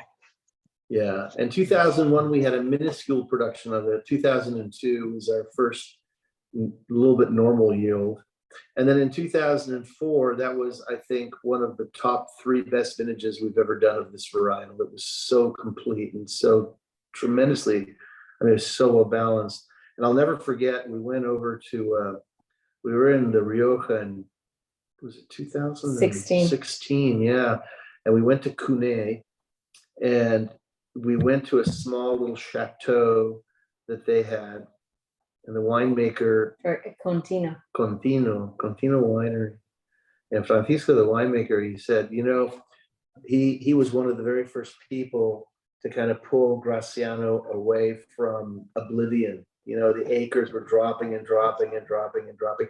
And just really briefly, just so you know why they were dropping, is that the old Riojans loved Graciano. But when phylloxera hit around 1881, 1882, everything had to be planted to American rootstock. And everything had to be grafted onto American rootstock. And Tempranillo grafted easily, and Garnacha grafted even easier, and Graciano refused to graft onto American rootstock. It just did not take. Well, in those days, you field grafted. You planted the American rootstock, you let it grow out for 2 or 3 years in a dry farm condition, and then you would graft in the field. If the bud didn't take, you lost 1 year's production. You have to graft again. Didn't take again, 2 years production. Growers got tired of it and said, forget Graciano, I'll just graft Grenache, or I'll graft more Tempranillo. So along comes the 1990s, and Graciano is at its lowest ebb. And we showed up and found out about Graciano. We loved it. Then we went to California, and I had been a nurseryman for 10 years. And nursery production had completely changed in the 90s, where growers no longer field budded, but they brought their budwood to the nursery and said, graft it in your nursery and give me the finished plant. So all the losses were incurred by the nursery, not by the grower. And so then the grower would get a full stand in the very first year. And so by the late 1990s, people started growing Graciano again, because the wineries wanted to give contracts for this amazing variety. And now growers would say, I'll do it because it's a viable economic investment. Yeah. And so we brought this budwood over, and we certainly didn't field bud it. We went to my nursery, and we had it bench grafted, and then we planted it into the field. Nice. And so just like this nursery that made this mistake of distributing Moristel instead of Monastrell, same thing. It was all field. That's how it's done in California now. 95% of all vineyards are grafted in the nursery, and then growers just buy the finished grapevine and stick it in the ground. So that has been the great resurgence of Graciano, and I think that it has a huge and bright future for the United States. It may take a little while longer than Albarino, but it's certainly. Here's another small little story. You know when it's going to be successful when this happens. Gallo comes knocking on your door and says, hey, I saw that Graciano you have. Would you mind if we go and collect 200 pounds of it? Yeah, right. Yeah, and this was back in I'll tell you what, it was 2004 or 2005. And they came and said, can we collect 200 pounds? And I said, sure. And so then they came back the next year. Can we collect another 200 pounds? Sure. And then 3 years later, they said, we'd like to give you a 20-acre planting contract for Graciano, right? So it turns out that, for all of, the positives and negatives of larger wineries, one positive with Gallo is that they had something called the Emerging Varietal Program. So they were scouring the earth to look for varieties that they thought would be highly, highly probable of being successful in the U.S. wine market in 2040. Mm-hmm. And one of the whites that they had determined was Albarino, and one of the reds that they had determined was Graciano. Well, Gallo now is the #1 producer of Albarino in the world, because they bought Martin Kodak's winery in Spain. And they've also given tremendous amount of acres of Albarino contracts in the Clarksburg area and the northern interior of California. Who knows where Graciano is going to go? But clearly, it's on the sites of larger wineries, thinking that this may be a great variety for any number of reasons, including global warming. So yeah, or like you said, as a blending grape, this is something that they can grow, especially if it's a vigorous vine. You can grow a lot of it and kind of blend it with cab and throw it into all sorts of different things, Syrahs, Grenaches, whatever it might be out there. Yeah, absolutely. So food pairing wise, and we're running super late, and I apologize for keeping you guys here, but this has been such a fascinating. It's past Allison's bedtime, and I know she's itching Bachelor in Paradise or whatever it might be. So No, that was 2 nights ago. okay, sorry. I don't know. Southern Charm, you're missing the reunion, whatever it might be. Anyway, yeah, I to me, like, I'm thinking immediately, like, and again, we're on such a barbecue thing, but like smoked spare or baby back ribs with this one. Like, it's just that high acidity pork. I could do portobello mushrooms with this as well, like nice sporked or grilled pork, smoked. You don't have to be nice to the vegans. They're not here. I always have to be nice to the vegans. I live with one, the vegans, so I have to be nice to the vegans. But yeah, so either pork or portobello mushrooms is where Or I would duck. go with This this. is perfect for a seared duck breast as well, I think. That's what I was. So what's interesting is you mention along the lines of Pinot and Grenache with this, and I can see those elements because it does have that higher acidity. To me, in some ways, it almost reminds me of like a Cahors style Malbec, where you can get that like high acidity and that big flavor, but it's not overly tannic. Which, yeah, duck would be a duck confit would be a really interesting pairing with this. So it's a fascinating wine, and I think it's one of those that I think even we wine professionals, and Allison and Sandra, you can kind of chime in here, but we haven't quite wrapped our head around it because we just haven't tasted enough and varying regions of it to really be able to formulate an opinion, or at least differentiation on it. Mm-hmm. Yeah. Yeah, I mean, I think this is probably one of my first. I've had carbonic Graciano, but I haven't had a lot of Graciano. Have you?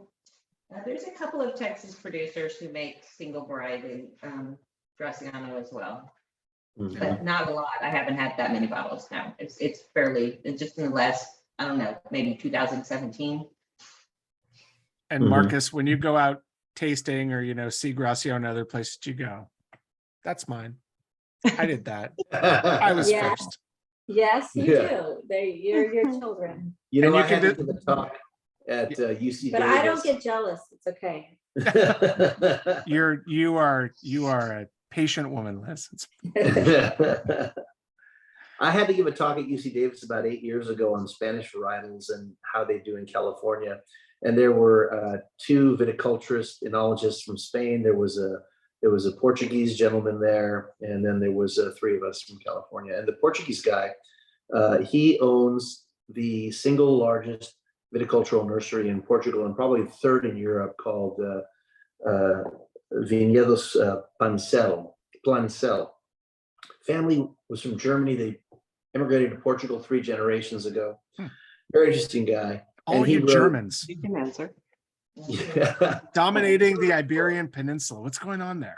What's going on? I know there's a connection. There's a connection. She was And he texting. wrote a book. I mean, he wrote a thick book on all the varietals of the Iberian Peninsula, and he was very familiar. He and his wine in his nursery would make wines from every variety in the research department.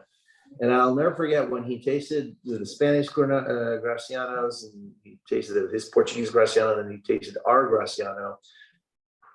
Certainly convinced that it was not going to be anywhere near the level of what they could produce. And then after the conference, he came up and said, "That is a true Graciano."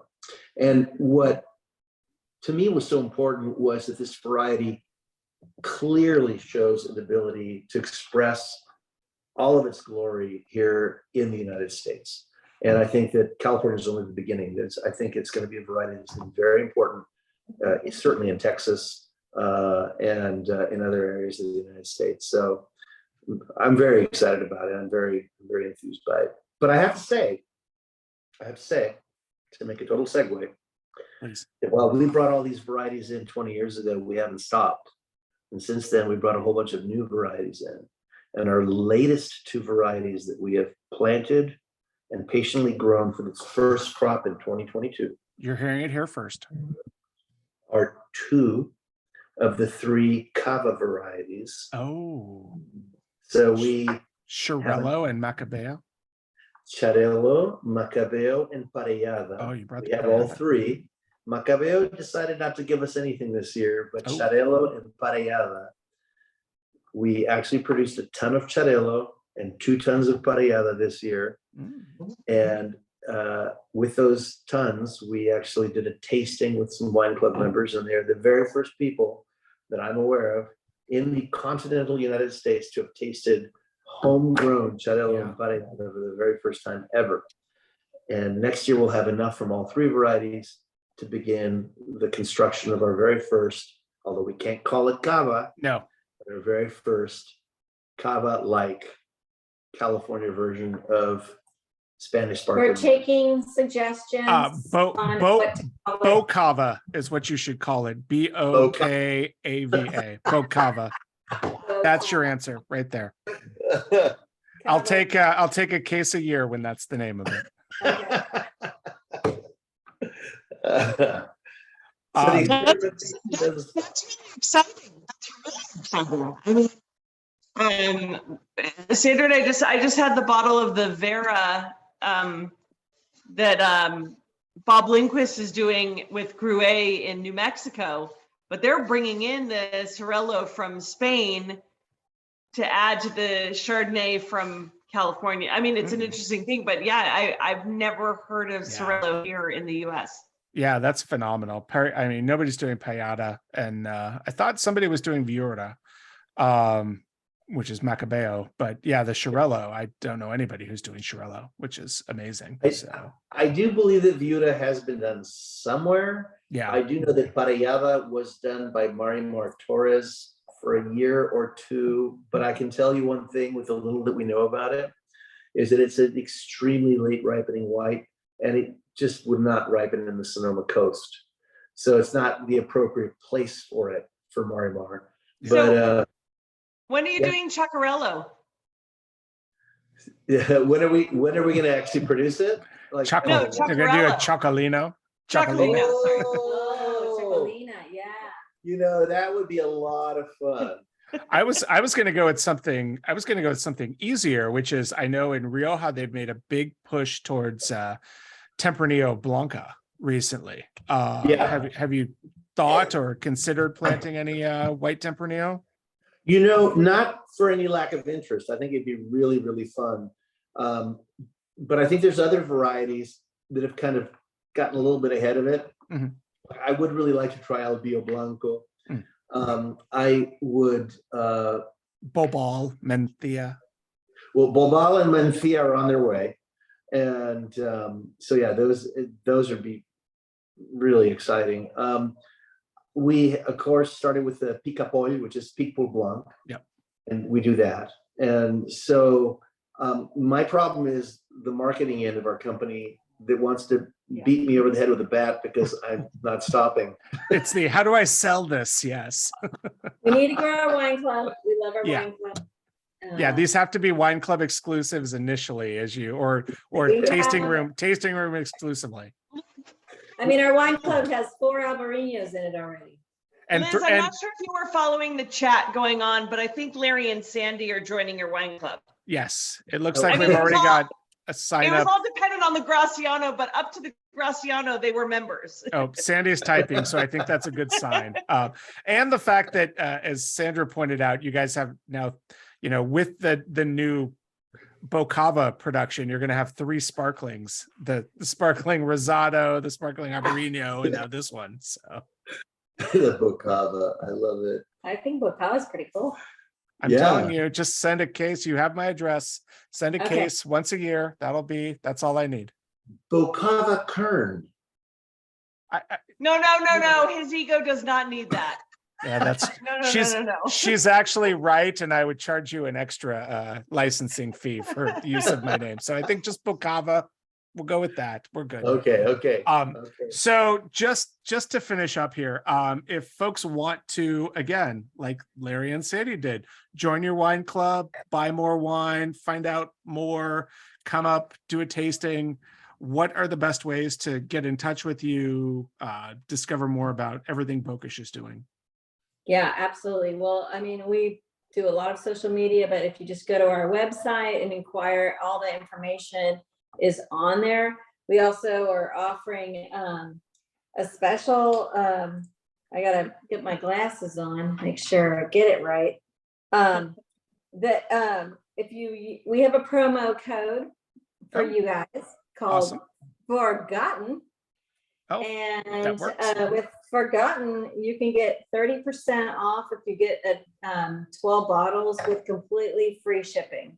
Oh, wow. So that Okay. would allow you to taste the different, do the whole lineup. Albarino lineup, with the 3 or 4 Albarinos. You could do a side by side. You could taste, we've got 2 Gracianos from the 2 different vineyards, 2 Tempranillos, and the Gran Reservas coming out. So it's a great opportunity to kind of go through the lineup. And one thing that I'm really proud about with our wine club is that you never have the same wine twice, unless you want to. You can customize. If you want to have Tempranillo 4 times a year, go for it. But every wine club has as a unique character to it. And, with the spring whites, and then the fall Spanish reds. The summer is our estate grown fruit from our very first mother block. And then the winter we go French, à la Francais. We have our Vin Carignan, our Picpoul Blanc, and we have a little fun in the new year with those wines. So it's a really diverse club. I think makes it very unique. So.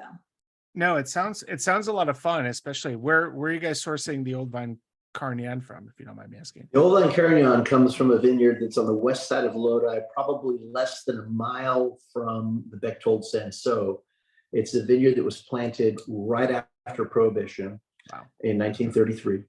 And it's called the Mule Plain Vineyard, owned by a family on the west side, the Shin family, that has been there for, 6 generations. And we've been buying the fruits there for 5 years now. And in fact, Tuesday of this week, we harvested that Old Vine Carignan for 2022. Nice. And it's just, it's those old vines that tell you when the fruit's ready. You don't dictate it. It tells you when the fruit's ready. Now, everything that we brought in on the reds this year has been native ferment too, which is really cool. And the Tuzona wines have always been native ferments, but this year we went all native. And part of the reason for that is that having our own winery since 2014, we've created this kind of native yeast culture that we are confident in now. In the beginning, it was brand new. So we didn't have that native yeast in the surroundings to really be able to go native. And it takes some time to get there. And so we're letting a lot of the wines go native this year. Yeah. That's So amazing. Excellent. Well, this has been great. We greatly appreciate your time. I know we're super late, but this has been so fun and fascinating. The wines have been so delicious that we appreciate you sticking around with us. And again, I'll be sending out the link to the video tomorrow, and I'll include the code and the information about getting 30% off of the 12 bottles with the free shipping, which is a great deal for anybody who wants to do that. Larry and Sandy, I hope you didn't order yet, because hopefully you can hold off and then order tomorrow with the discount code. So save some money before you join that club. But patience, a little patience. Yeah, exactly. But everybody wants to jump on it. But this was great. At this point, I'm going to stop the recording, and Markus and Liz, if you can stick around, we'll unmute everybody. And if anybody has any questions for you directly, I'm sure they'd love to ask it. We don't want to keep you here too late. So please, if you have to go, let us know. But this was wonderful. Thank you guys so much. This was fantastic. of course. Yeah.